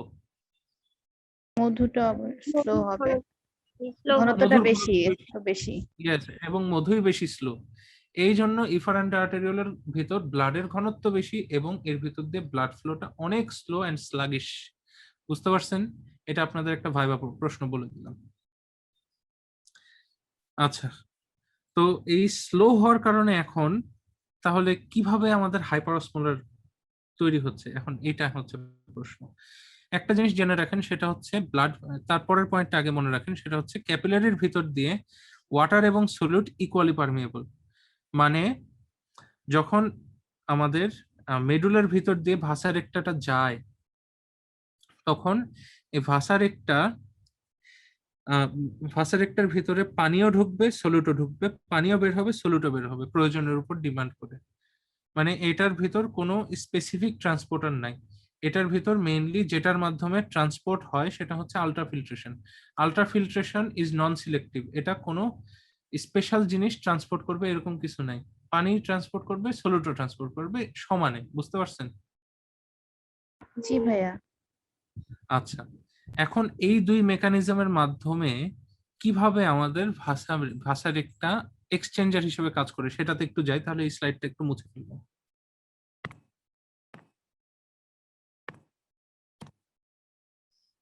কিভাবে এখন কাজ করে তাহলে আমি একটা ছবির মাধ্যমে বুঝিয়ে ফেলি, সেটা হচ্ছে সরি, একটা ভাষার একটা যদি আমরা আঁকাই, তো ধরেন এর ভিতরে আমাদের লুপোফেনলিটাও থাকে, কিন্তু আমরা লুপোফেনলিটাকে উজ্জ্বল রাখছি, জাস্ট ভাষা রেক্টাতে দেখাচ্ছি। এটা হচ্ছে আমাদের ভাষা রেক্টা। এর ভিতর দিয়ে ব্লাড ফ্লো এর ডিরেকশন ফার্স্টে এইদিকে, তারপরে এইদিকে, তাহলে এটা অবশ্যই একটা counter current mechanism first of all.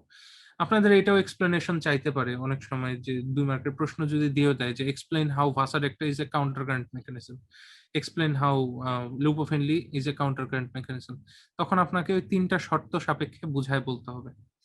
ওইগুলা এগুলা আশা করতেছি এখন থেকে আপনারা অ্যান্সার করতে পারবেন। তাহলে এখন আমরা মেডুলাতে যেটা দেখছিলাম সেটা হচ্ছে উপরে 300 থেকে তারপর ধরেন 400 হয়েছিল, 500, এভাবে করে একটা গ্রেডেড অসমোলারিটি তৈরি হয়েছিল, তাই কিনা? জি ভাইয়া। আচ্ছা, এভাবে করে 1200 পর্যন্ত একটা গ্রেডেড অসমোলারিটি তৈরি হয়েছিল।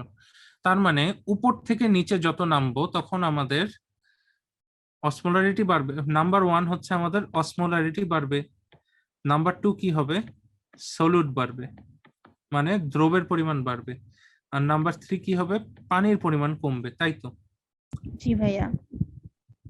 এইটার কারণে যখন আমরা ব্লাড ভেসেলের ক্ষেত্রে দেখবো, এবার নীল কালিতে দেখেন, সেটা হচ্ছে যখন ভাসারেক্টের ভিতর দিয়ে উপর থেকে নিচে ব্লাড যাবে, অনেক স্লো গতিতে যায় বলেই পানি এবং সলিউট, মানে ওয়াটার এন্ড সলিউট ট্রান্সপোর্ট হতে পারে। স্লাগিশের ইম্পর্টেন্স একটাই, ঠিক আছে, স্লাগিশ বা স্লো, এটার ইম্পর্টেন্স একটাই, সেটা হচ্ছে এই স্লাগিশ না হলে properly exchange of water and solute হতে পারতো না। কি বললাম? Properly water and solute exchange হতে পারতো না যদি স্লাগিশ না হতো। হ্যাঁ, এখন তাহলে উপরের দিকে আমাদের পানির পরিমাণ বেশি, নিচের দিকে পানির পরিমাণ কম, সেটাই তো বললাম।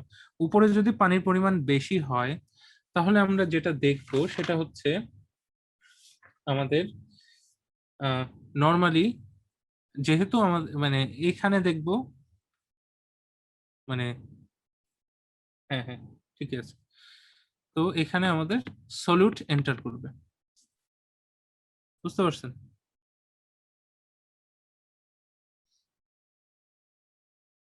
মানে আমরা দেখবো যে সলিউট ব্লাড ভেসেলের ভিতরে এন্টার করবে এবং পানি উপর থেকে নিচের দিকে পানি ব্লাড ভেসেল থেকে বের হবে। মানে উপর মানে যখন এই দিক থেকে আমাদের ভাসারেক্টার ফ্লোটা উপর থেকে নিচের এই যে ডাউন ডিরেকশন ফ্লো হবে, তখন আমরা দেখব এখানে সলিউট এন্টার করতেছে কিন্তু পানি বের হচ্ছে, বুঝতে পারছেন? জি ভাইয়া। আচ্ছা, এখন এখানে আসল ব্যাপারটা হচ্ছে যে এই মেকানিজমটার মূল ইস্যুটা হচ্ছে যে পানিটা যে বের হয়ে গেল, পানিটা সুন্দর মতো আবার এই যখন আপওয়ার্ড ডিরেকশন ফ্লো হবে তখন আবার ঢুকে যাবে। পানি কিসের সাপেক্ষে ঢুকতেছে, যখন যেহেতু আমাদের সলিউট বের হয়ে যাচ্ছে, সলিউট বের হবে এবং পানি বের মানে পানি ঢুকে যাবে। এটা হচ্ছে হাইপার, মানে যখন আমরা এখানে আসবো তখন এখানে অসমোলারিটিটা অনেক বেশি, আর যখন উপরে যাব অসমোলারিটিটা অনেক কম। এই অসমোলার গ্রেডিয়েন্ট থাকার কারণে আমাদের এই দুই টাইপের মুভমেন্ট হচ্ছে। যখন উপর থেকে নিচে নামবে সলিউট ঢুকবে পানি বের হবে, যখন নিচ থেকে উপরে যাবে পানি ঢুকবে এবং সলিউট বের হবে। তাহলে এখন আপনার মনে প্রশ্ন জাগতে পারে, আলটিমেটলি যে এত কিছু করলাম তাহলে এটা এক্সচেঞ্জের হিসেবে কিভাবে কাজ করলো? আলটিমেট গোলটা তো আপনি বুঝলেন না এখনো, যে এক্সচেঞ্জ হিসেবে কিভাবে কাজ করলো। তো এই জিনিসটা বোঝার জন্য জাস্ট আপনি একটা জিনিস কল্পনা করেন, এই ভাসারেকটা যদি ইউ শেপ না হয়ে ভাসারেকটা যদি স্ট্রেট হতো, ভাসারেকটা যদি একটা স্ট্রেট ভেসেল হতো, ধরেন একটা স্ট্রেট ভেসেল মেডুলার ভিতর দিয়ে নামছে, তাহলে কি হতো ব্যাপারটা? তাহলে কি হতো, আমাদের সলিউট এন্টার হ্যাঁ হ্যালো, অসমোলারিটি বাড়তে থাকতো না ভাইয়া? না তখন আমরা ব্লাড ভেসেলের ভিতরে দেখতাম সলিউট এন্টার করেই যাচ্ছে আবার ওয়াটার বের হয়েই যাচ্ছে, বুঝতে পারছেন? সলিউট এন্টার করেই যাচ্ছে ব্লাড আর ওয়াটার বের হয়েই যাচ্ছে। তার অপোজিট মেকানিজমটা যেটা হচ্ছে আমাদের এই যে পরবর্তীতে ইয়েলো টিক দিচ্ছে এই জায়গাটাতে হচ্ছে, সেই জিনিসটা আর হতো না। যদি না হতো তখন কি দেখতাম আমরা? তখন আমরা দেখতাম এই যে মেডুলাতে পানি বেশি জমে যেত, তখন কি হতো, অসমোলারিটিটা কমে যেত, মেডুলার অসমোলারিটিটা কমে যেত যদি একটা স্ট্রেট ভেসেল হতো। তো আলটিমেটলি সবকিছুই নির্ভর করে জাস্ট এই ভাসের একটা একটা কাউন্টার কারেন্ট মেকানিজম হওয়ার কারণেই এই অসমোলারিটিটা মেনটেন হচ্ছে, বুঝতে পারছেন? কিভাবে মেনটেন হচ্ছে সেটা হচ্ছে এই সলিউট অ্যান্ড ওয়াটার মানে পর্যায়ক্রমিক সিক্রেশন এবং রিঅ্যাবজর্পশনের মাধ্যমে। কিন্তু আলটিমেটলি জিনিসটা হচ্ছে ইউ শেপের কারণেই সেটা এক্সচেঞ্জের হিসেবে কাজ করে, বুঝতে পারছেন? জি ভাইয়া। ওকে, জি ভাইয়া। আচ্ছা, তো মানে আলটিমেটলি আপনাদের এক্সপ্লেন করা আছে, মানে সব জায়গায় এক্সপ্লেন করা আছে যে এই জিনিসটা যে ওয়াটার রিঅ্যাবজর্পশন কিভাবে হচ্ছে, আবার কিভাবে যাচ্ছে, সলিউট অ্যান্ড ওয়াটারের মুভমেন্টটা কিভাবে হচ্ছে, কিন্তু এক্সচেঞ্জার হিসেবে কেন কাজ করে, just because of the you shape, এইটুকু মনে রাখবেন। ওকে, তারপরে আসি। এখন আমাদের আলটিমেটলি এই ইউরিন মানে কনসেন্ট্রেশন অফ ইউরিনের ভিতর এতগুলো টপিক আমরা পড়তেছি, কিন্তু কনসেন্ট্রেশন অফ ইউরিনের ভিতর আমরা মূলত কি কি জিনিস পেয়েছিলাম? আলটিমেটলি দুইটা পেয়েছিলাম, একটা হচ্ছে হাই এডিএইচ, একটা হচ্ছে মেডুলারি হাইপারঅসমোলারিটি, তাই তো? মেডুলারি হাইপারঅসমোলারিটিটা এতক্ষণ ধরে আমরা তৈরি করলাম, আলটিমেটলি তো দুইটা জিনিস পেয়েছিলাম, বেসিক রিকোয়ারমেন্টস তো দুইটা, একটা হচ্ছে হাই এডিএইচ, একটা হচ্ছে হাইপারঅসমোলার মেডুলারি ইন্টারস্টিশিয়াম, তাই তো? জি ভাইয়া। মনে আছে? হ্যাঁ, জি আচ্ছা। ভাইয়া। তাহলে সেক্ষেত্রে আমরা যদি এখন একটা বেসিক ফিগার ড্র করি, ধরেন এখানে আমাদের গ্লোমেরুলাস, ঠিক আছে, গ্লোমেরুলাস, তারপর বোমেন্স ক্যাপসুল, তারপর হচ্ছে আমাদের পিসিটি, পিসিটির পর আমাদের loop of Henle, loop of হেনলির পর বলেন একজন, ডিসিটি, বিসিটি, তারপর কালেক্টিং ডাক্ট, কালেক্টিং ডাক্ট, না কালেক্টিং কালেক্টিং টিবিউল, টিবিউল, তারপর তারপরে collecting duct. Collecting tubule, then collecting duct. Yes, এটা হচ্ছে আমাদের কালেক্টিং টিবিউল, তারপর হচ্ছে এই বড়টা হচ্ছে কালেক্টিং ডাক্ট। আমি নেফ্রনের ভিতর আপনাকে বলে দিয়েছিলাম যে কর্টেক্স এন্ড মেডুলা এই দুই ভাগে আমরা সবগুলোকে ভাগ করে নিই, তাই তো? তাহলে একটা ডিমার্কেশন লাইন যদি আমরা টানি এই বরাবর, তাহলে এই পুরোটা এটা হচ্ছে আমাদের কর্টিক্যাল কালেক্টিং ডাক্ট, এটা হচ্ছে আমাদের মেডুলারি কালেক্টিং ডাক্ট, এটা হচ্ছে লুপ অফ হেনলি, পুরোটাই আমাদের মেডুলাতে থাকতেছে, এন্ড তারপর হচ্ছে এটা পিসিটি, তারপর হচ্ছে ডিসিটি, বুঝতে পারছেন?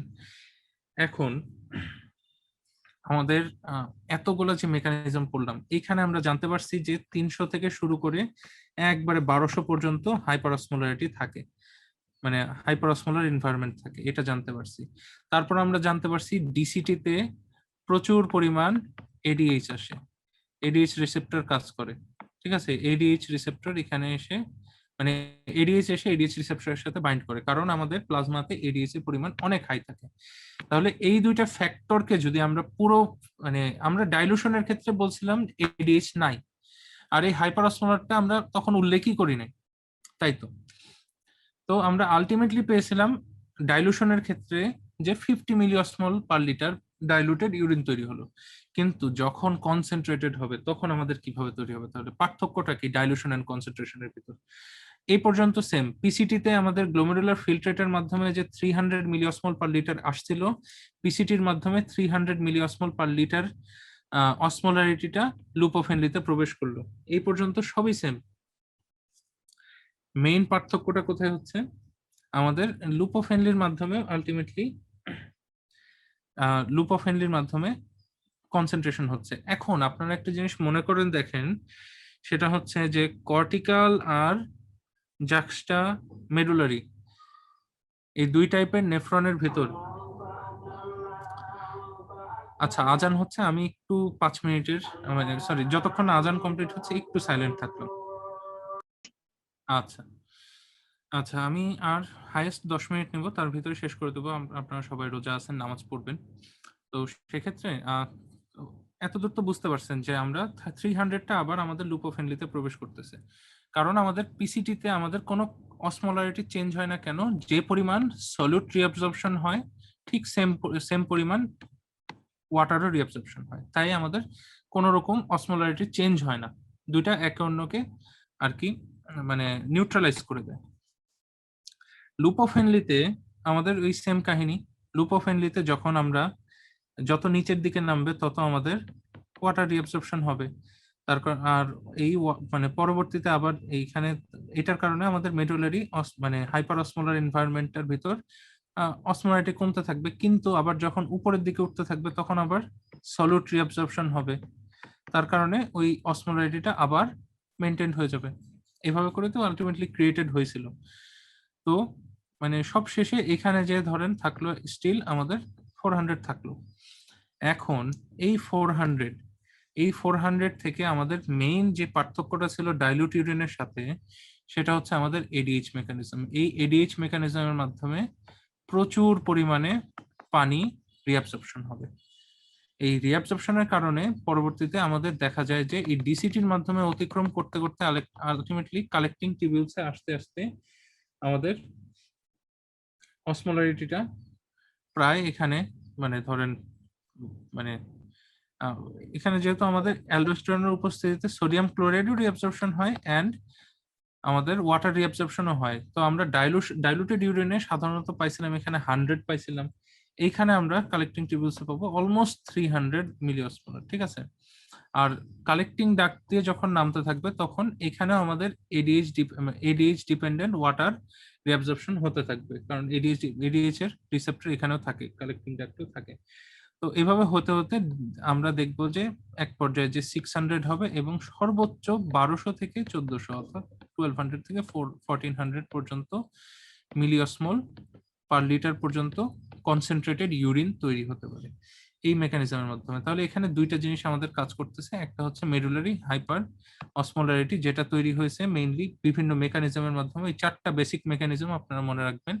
একটা এখানে হচ্ছে আমাদের সলিউটরি অ্যাবজর্পশন থিক অ্যাসেন্ডিং লিম্বে, তারপর হচ্ছে ডিসেন্ডিং লিম্বটা শুধুমাত্র ওয়াটার পারমিয়েবল, অ্যাসেন্ডিং লিম্বে কোনো ওয়াটার পারমিয়েবিলিটি নাই, এবং আমাদের কালেক্টিং ডাক্ট থেকে যে ইউরিয়াটা এখানে আসে এই ইউরিয়াটা খুবই নগণ্য পরিমাণে রিঅ্যাবজর্বড হয় পুনরায়। এই চারটা কারণে আমাদের হাইপারঅসমোলারিটিটা হয়েছিল এবং এই হাইপারঅসমোলারিটির কারণে আলটিমেটলি আমাদের এই কনসেন্ট্রেটেড ইউরিন এইভাবে ফরমেশন হয়েছে। ওভারঅল মেকানিজমটা একটু বুঝতে পারছেন? জি ভাইয়া। ওকে। ভাইয়া এই মেডুলারি ইন্টারস্টিশিয়াল যে হাইপার অসমোলারিটি, এটা কি এডিএইচ এর উপর ইফেক্ট ফেলে না? না, এডিএইচ এর উপর ইফেক্ট ফেলে একটাই জিনিস, সেটা হচ্ছে এডিএইচ এর কাজটা জাস্ট মানে এডিএইচ এখানে primary factor, not secondary factor যে অন্য কিছুর উপর নির্ভর করবে। এডিএইচ এর উপর নির্ভর করে হচ্ছে হাইপারঅসমোলারিটিটা, বা এডিএইচ এর উপর নির্ভর করে হচ্ছে মেইনলি ট্রান্সপোর্টটা, কিন্তু এডিএইচ কারো উপর ডিপেন্ড করে না। এডিএইচটা মেইনলি এখানে প্রাইমারি একটা ইফেক্টর আর কি। সে এসে যদি কাজ করে তাহলেই শুধুমাত্র ওয়াটার ট্রান্সপোর্ট হবে, এটা ওয়াটার ট্রান্সপোর্ট এডিএইচ এর উপর ডিপেন্ড করে। বুঝতে পারছেন? জি ভাইয়া, বুঝতে পেরেছি। থ্যাংক ইউ ভাই। ওকে, আচ্ছা আমরা এখন জাস্ট আমাদের ফাইনাল পোর্শনে চলে এসেছি। আপনারা এই কোশ্চেনটার স্ন্যাপশট নিয়ে রাখেন অবশ্যই, কারণ মোর অর লেস ছোট কোশ্চেন গুলো আপনাদেরকে অলরেডি পড়িয়ে ফেলেছি, সেগুলো আপনারা হয়তো অ্যান্সার করতে পারবেন। এগুলো হচ্ছে ব্রড কোশ্চেন, যে ভাইভা এন্ড রিটেনে কি কি ব্রড কোশ্চেন সাধারণত আপনাদের এমবিবিএস কারিকুলামের আন্ডারে করা হয়ে থাকে। তো সেটার অ্যান্সার নিয়ে জাস্ট আমি অ্যান্সারের গাইডলাইনটুকু আপনাদের এখন দেবো। এখন আর এক্সপ্লেন করার টাইম নেই। কিছু জিনিস যেমন লাস্টের জিনিসগুলো অব্লিগেটরি ইউরিন ভলিউম, এগুলো আমি একটু মুখে মুখে বলবো, এগুলো কাইন্ডলি একটু খাতায় লিখে নেবেন আপনারা যদি এখন ক্লাসটা করে থাকেন। তাহলে আমাদের কিডনি কিভাবে ডাইলুট ইউরিন ফরমেশন করে, ওই যে শুরুতে বললাম যে ডাইলুট ইউরিন ফরমেশন করে মেইনলি আমাদের মানে এই যে আপনার কি বলে রেনাল টিবিউলসের বিভিন্ন পার্টে বিভিন্ন মেকানিজমের মাধ্যমে সেটা পড়ানো হয়েছে। কনসেন্ট্রেটেড ইউরিন কিভাবে ফর্ম করে, এই যে জাস্ট রিসেন্টলি আগের স্লাইডে যেটা পড়লাম সেটাই। বেসিক রিকোয়ারমেন্টস কি কি কনসেন্ট্রেটেড ইউরিনের, এই যে দুইটা, একটা হচ্ছে এডিএইচ আর হাই কনসেন্ট্রেশনস অফ এডিএইচ, আর একটা হচ্ছে হাইপারঅসমোলার মেডুলারি ইন্টারস্টিশিয়াম। তারপর what is counter current mechanism, what are its parts কয়টা, দুইটা, ওই যে একটা মাল্টিপ্লায়ার একটা এক্সচেঞ্জার। তারপর how is the osmolarity of the medullary interstitium kept hyperosmolar, হাইপারঅসমোলারটা কিভাবে রাখা হচ্ছে, এখানে আপনি বাই কাউন্টার কারেন্ট মেকানিজম প্রথম কথা বলবেন, কাউন্টার কারেন্ট মেকানিজম, আর এই সলিউট কনসেন্ট্রেশনটা 4টা পয়েন্ট বলবেন তারপর, ঠিক আছে? মানে by counter current mechanism where the loop of Henle acts as counter current multiplier and the ভাসারেক্টা act as counter current exchanger, এইভাবে করে এক্সপ্লেন করবে। তারপর হচ্ছে সলিউট কনসেন্ট্রেশনটা 4টা মেকানিজমে মেইনটেইন হচ্ছে সেটা বলবে। আচ্ছা, তারপর এই যে এখানে লিখেও দিয়েছি আবার, what are the major factors contributing to building up solute concentration in renal medulla, এই যে 4টা পয়েন্ট। তারপর মেডুলারি হাইপারঅসমোলারিটি মানে কিভাবে আমাদের মেইনলি ক্রিয়েটেড হয়, ক্রিয়েটেড কিভাবে হয়, এটা হচ্ছে আমাদের ওই লুপ অফ হেনলির যে আমরা ইনিশিয়াল মেকানিজম বলছিলাম কিভাবে 300 থেকে 400, তারপর 400 থেকে 500, তারপর আলটিমেটলি 600 থেকে 1200 হলো, সেই মেকানিজমটা। এই প্রশ্নটা মাঝে মধ্যে ভাইভাতে করা হয়, রিটেনে সাধারণত আমি আসতে দেখি না। আচ্ছা, মেডুলারি হাইপারঅসমোলারিটিটা কিভাবে মেইনটেইনড হয়, এটা হচ্ছে আপনাদের রিটেনের জন্য একটা পেড কোশ্চেন। এটা হচ্ছে আমাদের ভাসারেক্টর মেকানিজমটা, যেটার মাধ্যমে আমি বললাম যে ইউ শেপড হওয়ার কারণে আমাদের মেইনলি এই মেইনটেইনড হচ্ছে, এবং আমাদের মেইনলি কিভাবে হচ্ছে, এখানে আমাদের যখন নামতেছে তখন আমাদের ওয়াটার ইনফ্লাক্স হচ্ছে এবং সলিউট রিঅ্যাবজর্পশন হচ্ছে, কিন্তু যখন আমাদের উঠতেছে আবার তখন আমাদের সলিউটটা আবার বের হয়ে যাচ্ছে এবং ওয়াটারটা আবার প্রবেশ করতেছে। বুঝতে পারছেন? এটা একটু আগে বললাম যেটা আর কি। এখন আমরা লাস্টের কয়েকটা প্রশ্ন যেগুলা স্পেশাল টপিক সেগুলো কভার করা হয়নি, সেটা জাস্ট আমি একটু এক্সপ্লেইন করব। তো ফার্স্ট কথাটা হচ্ছে, what is obligatory urine volume? Obligatory বলতে যেটা হতেই হবে এরকম একটা জিনিস, ইউরিন ভলিউম বলতে যে পরিমাণ ইউরিন প্রোডাকশন হবে। আমরা এটার সাধারণত ইউনিট ধরি হচ্ছে পার ডেতে। অব্লিগেটরি ইউরিন ভলিউম মানে তাহলে হচ্ছে প্রতিদিন আমাদের কি পরিমাণ ইউরিন প্রোডাকশন হতেই হবে, মাস্ট হইতে হবে, সেটাকে আমরা অব্লিগেটরি ইউরিন ভলিউম বলি। The minimum volume of urine, মানে এখানে আবার মানে ইউরিন ভলিউম যত কমবে তত বেশি কনসেন্ট্রেশন বাড়বে, এই জন্য আমরা ডেফিনিশনটা মূলত এভাবে দিই, the minimum volume of maximum concentrated urine that needs to be excreted from the body per day is known as obligatory urine volume. আচ্ছা, তো অব্লিগেটরি ইউরিন ভলিউম যে মিনিমাম একটা অ্যামাউন্ট, সেই অ্যামাউন্টটা নর্মালি কত আমরা কিভাবে ক্যালকুলেট করি সেটাও মানে দেখাচ্ছি, সমস্যা নেই। এটার ইম্পর্টেন্স কি তার আগে বলে নিই। এই পরিমাণ ইউরিনটা তৈরি করা লাগবে জাস্ট বিকজ এটা না তৈরি করলে আমাদের যে মেটাবলিক ওয়েস্ট প্রোডাক্ট তৈরি হয়, এই ওয়েস্ট প্রোডাক্টটা বডি থেকে সম্পূর্ণরূপে ক্লিয়ার হবে না। ক্লিয়ার মানে রেনাল ক্লিয়ারেন্স আছে না, তো সম্পূর্ণরূপে আমাদের মানে কিডনি এক্সক্রিট করতে পারবে না মেটাবলিক ওয়েস্ট প্রোডাক্টটাকে যদি এই পরিমাণ ইউরিনটা না থাকে। সেই অ্যামাউন্টটা কত? নর্মালি আমরা বলি 0.5 লিটার, অর্থাৎ 500 ml of urine, 500 millilitres of urine.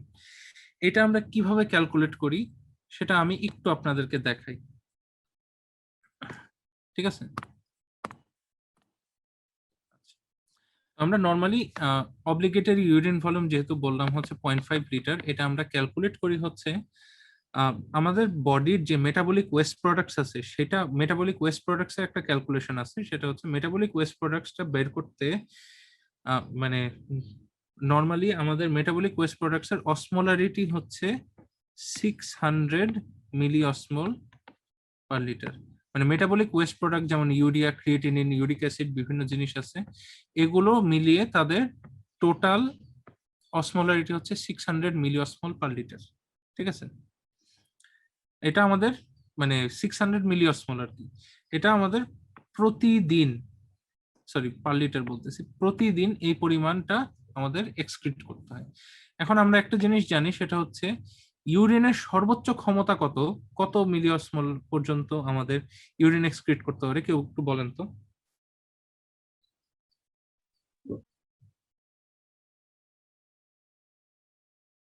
Hello, না আমরা সাধারণত বলি হচ্ছে 1200 পর্যন্ত, ঠিক আছে, মিলি অসমোল পার লিটার পর্যন্ত এক্সক্রিট করতে পারে। তাহলে আমরা যদি বলি 12 মানে টোটাল মেটাবলিক অ্যাক্টিভিটির জন্য মানে যে পরিমাণ এক্সক্রিট করা লাগবে divided by total urine capacity, তাহলে সেটার অ্যামাউন্টটা হচ্ছে আমাদের 0.5 লিটার পার ডে। এইভাবে আমরা ক্যালকুলেট করি মেনলি। আচ্ছা, তারপরে প্রশ্নে আসি। তারপরে প্রশ্নটা হচ্ছে, হোয়াট ইজ দ্য মানে consequences of sea water injection? আপনি ধরেন সমুদ্রের পানি খেয়ে নিলেন, শুরুতে যেটা বলতেছিলাম, সমুদ্রের ধরেন আটকা পড়ে গেছেন, সমুদ্রের পানি খেয়ে নিলেন, যে ভাবছেন তো পানি, আমি তো একবারে তৃষ্ণার্ত অবস্থায় আছি, এই পানি খেয়ে নিজের জীবন বাঁচাই। কিন্তু এটা খেলে কি হয় নর্মালি? এটা খেলে আমাদের ডিহাইড্রেশন হয়। এখন সমুদ্রের পানি খেলে আমাদের কিভাবে ডিহাইড্রেশন হয় এটা একটু জানা লাগবে। সেটা হচ্ছে যখন আমরা সমুদ্রের পানিতে নর্মালি আমাদের অসমোলারিটিটা থাকে হচ্ছে 1200 মিলি অসমোল পার লিটার, এটা হচ্ছে সমুদ্রের প্রতি লিটারের অসমোলারিটি। তো এখন আপনি যদি এখানে একটা ব্যাপার আছে, আপনি কতখানি খাচ্ছেন সেটার উপর নির্ভর করবে। 1 লিটারে থাকে হচ্ছে 1200। তো আপনার যদি এখান থেকে ম্যাথ আসতে পারে, এটা একটা মানে ভাইটাল জিনিস। তো ধরেন আপনি হাফ লিটার খাইতে পারেন, 2 লিটার খাইতে পারেন, সেটার উপর নির্ভর করবে, সেটাকে জাস্ট 1200 দিয়ে গুণ করবেন। যদিও গাইটনে আপনার বলা আছে 1000 থেকে 1200, তাও আপনি 1200টাকে অ্যাকুরেট ধরবেন। তো 1200 মিলিঅসমোল পার লিটার। এখন আমার মেটাবলিক ওয়েস্ট প্রোডাক্টস এর জন্য আমাদের দরকার হচ্ছে 600 মিলিঅসমোল প্রতিদিন আমাদের এক্সক্রিট করা দরকার। তাহলে আপনি যদি একদিনে 1 লিটার সি ওয়াটার খেয়ে নেন, তাহলে ব্যাপারটা কেমন হচ্ছে, 1 ডেতে 1 লিটার সি ওয়াটার যদি আপনি খান, তাহলে আপনার টোটাল মেটাবলিক মানে অসমোলারিটি লোড পড়তেছে হচ্ছে 1800 মিলিঅসমোল পার লিটার। বুঝতে পারছেন? তখন আপনার মানে ইউরিন ভলিউম কত হওয়া লাগতেছে, 1800। এর আগের ফর্মুলাতে, অব্লিগেটরি ইউরিন ভলিউমের ফর্মুলা থেকে যদি আমরা পাই 1200 ইকুয়াল টু 1.5 লিটার। তো তাহলে নর্মালি যদি আপনি সি ওয়াটার না খান, তাহলে আপনার বডি 0.5 লিটার ইউরিন বাইর করবে।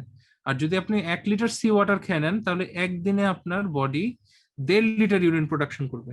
অর্থাৎ 1 লিটার বেশি ইউরিন আপনার বডি থেকে বাইর হয়ে গেল অলরেডি। বুঝতে পারছেন? জি ভাইয়া। তাহলে এটার মাধ্যমে আমাদের বডি ক্রমাগত ডিহাইড্রেশনের দিকে চলে যায়। এইভাবে আমাদের তাহলে কনসিকুয়েন্স হচ্ছে ডিহাইড্রেশন। এন্ড কিভাবে হলো সেটা বুঝতে পারছেন? এই ক্যালকুলেশনটা আপনাকে একটু করে দেখাতে হবে যদি এই প্রশ্নটা কখনো আপনাদের আসে। এটা মেইনলি রিটার্নের প্রশ্ন। আচ্ছা, এখন what is the role of urea in hyperosmotic medullary interstitium? রোলটা কি? এটা সাধারণত আমাদের 40 থেকে 50% হাইপারঅসমোলারিটির জন্য দায়ী। কিভাবে সেটা হয়? এই মেকানিজমটা হচ্ছে আমাদের কালেক্টিং ডাক্ট থেকে, মানে কালেক্টিং ডাক্টে নরমালি আমাদের ইউরিয়া ট্রান্সপোর্টার A1 এবং ইউরিয়া ট্রান্সপোর্টার A3 থাকে। UTA3, UTA1 এবং UTA3 এরা সাধারণত ইউরিয়া ট্রান্সপোর্ট করে হচ্ছে মেডুলারি ইন্টারস্টিশিয়ামে। এখান থেকে খুব কম পরিমাণ আমাদের পুনরায় ওই ইউরিয়া ট্রান্সপোর্টার A2 এর মাধ্যমে আবার ওই লুপোফেনলিতে যায়। এটার কারণে এখানে ইউরিয়া অ্যাকুমুলেশন হতে থাকে, এবং ইউরিয়া যেহেতু মেটাবলিক্যালি অ্যাক্টিভ সাবস্টেন্স, সেটা অসমোলারিটিটাকে ইনক্রিজ করে। এইভাবেই আপনারা এটাকেই ফার্দার এক্সপ্লেনেশনের মাধ্যমে আপনারা হাইপারঅসমোলার মানে role of urea in hyperosmotic medullary ইন্টারস্টিশিয়ামটা এক্সপ্লেন করবেন। আর what is recirculation of urea? রিসার্কুলেশনটা জাস্ট একটা ছবি দেখাই, তাহলে আমাদের আজকের কার্যক্রম শেষ।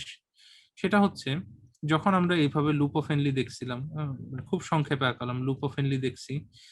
লুপোফেনলির পর এখানে আমাদের ডিসিটি ছিল, তারপর আলটিমেটলি কালেক্টিং টিবিউলস এবং কালেক্টিং ডাক্ট ছিল। বাকি পোর্শন বাদ দেন, আপাতত এইটুকু কনসিডার করেন। তো আমাদের এখান থেকে ইউরিয়াটা আসলো হচ্ছে UTA1 এবং UTA3 এর মাধ্যমে ইউরিয়াটা এখানে আসলো, মেডুলারি ইন্টারস্টিশিয়ামে আসলো। এখান থেকে UTA2 এর মাধ্যমে অল্প পরিমাণ আবার লুপোফেনলিতে গেল, কিন্তু লুপোফেনলির ভিতর দিয়ে আবার ট্রান্সপোর্ট হয়ে সেটা আবার ভিতর দিয়ে যে আবার সেম জায়গা দিয়ে সার্কেল হলো। তাহলে আলটিমেটলি এইভাবে করে একটা সার্কুলার রোটেশন হলো না, একদিক থেকে গেল আবার একদিক থেকে আসলো। এটা হচ্ছে ইউরিয়ার মানে একবার সার্কুলেশন হয় আবার সার্কুলেশন হয়। This is urea recirculation. বুঝতে পারছেন? জি ভাইয়া। ওকে, অনেক বড় একটা টপিক, আলহামদুলিল্লাহ শেষ করতে পারছি। আপনাদের কোনো প্রশ্ন আছে? ভাইয়া সি ওয়াটার খেলে যে ডিহাইড্রেশন হচ্ছে না, ক্যালকুলেশনটা আরেকবার একটু দেখান না কষ্ট করে। আচ্ছা, সি ওয়াটার খেলে আমাদের যে ডিহাইড্রেশন হচ্ছে, সি ওয়াটারের নর্মাল 1 লিটার সি ওয়াটারের অসমোলারিটি থাকে হচ্ছে 1200 মিলি অসমোল।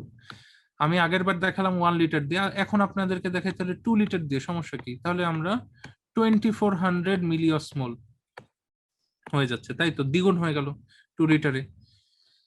তো এই 2400 এর সাথে আমাদের যোগ হবে কি, নর্মালি আমাদের বডির মেটাবলিজমের ফলে ওয়েস্ট প্রোডাক্টস যেগুলা হয়, ওয়েস্ট প্রোডাক্টস গুলার আবার অসমোলারিটি হচ্ছে 600 মিলি অসমোল। তাহলে এই 1200 and 600 পুরোটাকেই তো আমার এক্সক্রিশন করতে হচ্ছে। তাহলে টোটাল এক্সক্রিশন করতে হচ্ছে কতখানি? 1200 plus 600, that is 3000 milli osmole. Per day আমাকে এক্সক্রিশন করতে হবে। এখন কিডনির ক্ষমতা কতখানি? 1200 মিলিঅসমল সে কনসেন্ট্রেটেড ইউরিন তৈরি করতে পারে। তাহলে আমরা 3000 কে যদি আমরা 1200 দিয়ে ভাগ করি তাহলে কত হয় আমাদের?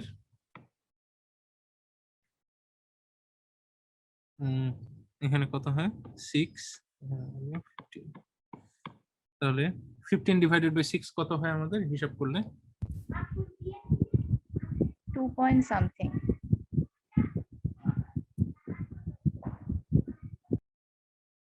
2.5 Point 2.5 লিটার। তাহলে এই পরিমাণ ইউরিন আমাদের তৈরি করতে হচ্ছে যদি আমরা 2 লিটার সি ওয়াটার খাই। কিন্তু সি ওয়াটার যদি না খাই তাহলে আমাদের তো এই বাড়তি 2400 মিলিঅসমলের প্রেশারটা পড়তেছে না, তখন জাস্ট আমাদের 600 মিলিঅসমল এক্সক্রিশন করতে হবে। এই জন্য সি ওয়াটার খেলে আপনার বডিতে যেখানে নর্মালি বের হচ্ছিল হচ্ছে 0.5 লিটার করে, সেক্ষেত্রে আপনার এখন বের হচ্ছে 2 লিটার পানি সি ওয়াটার খাওয়ার পর 2.5 লিটার ইউরিন বের হলো। তাহলে সেক্ষেত্রে আপনার টোটাল বডি থেকে এতখানি পানি মানে কমে গেল, তার কারণে আমরা ডিহাইড্রেশনের ফিচার পাবো। বুঝতে পারছেন? জি ভাই, থ্যাংক ইউ ভাইয়া। ওকে, ওয়েলকাম। তাহলে আর কোনো প্রশ্ন না থাকলে আমরা আজকের মতো লেকচারটা এন্ড করতে পারি।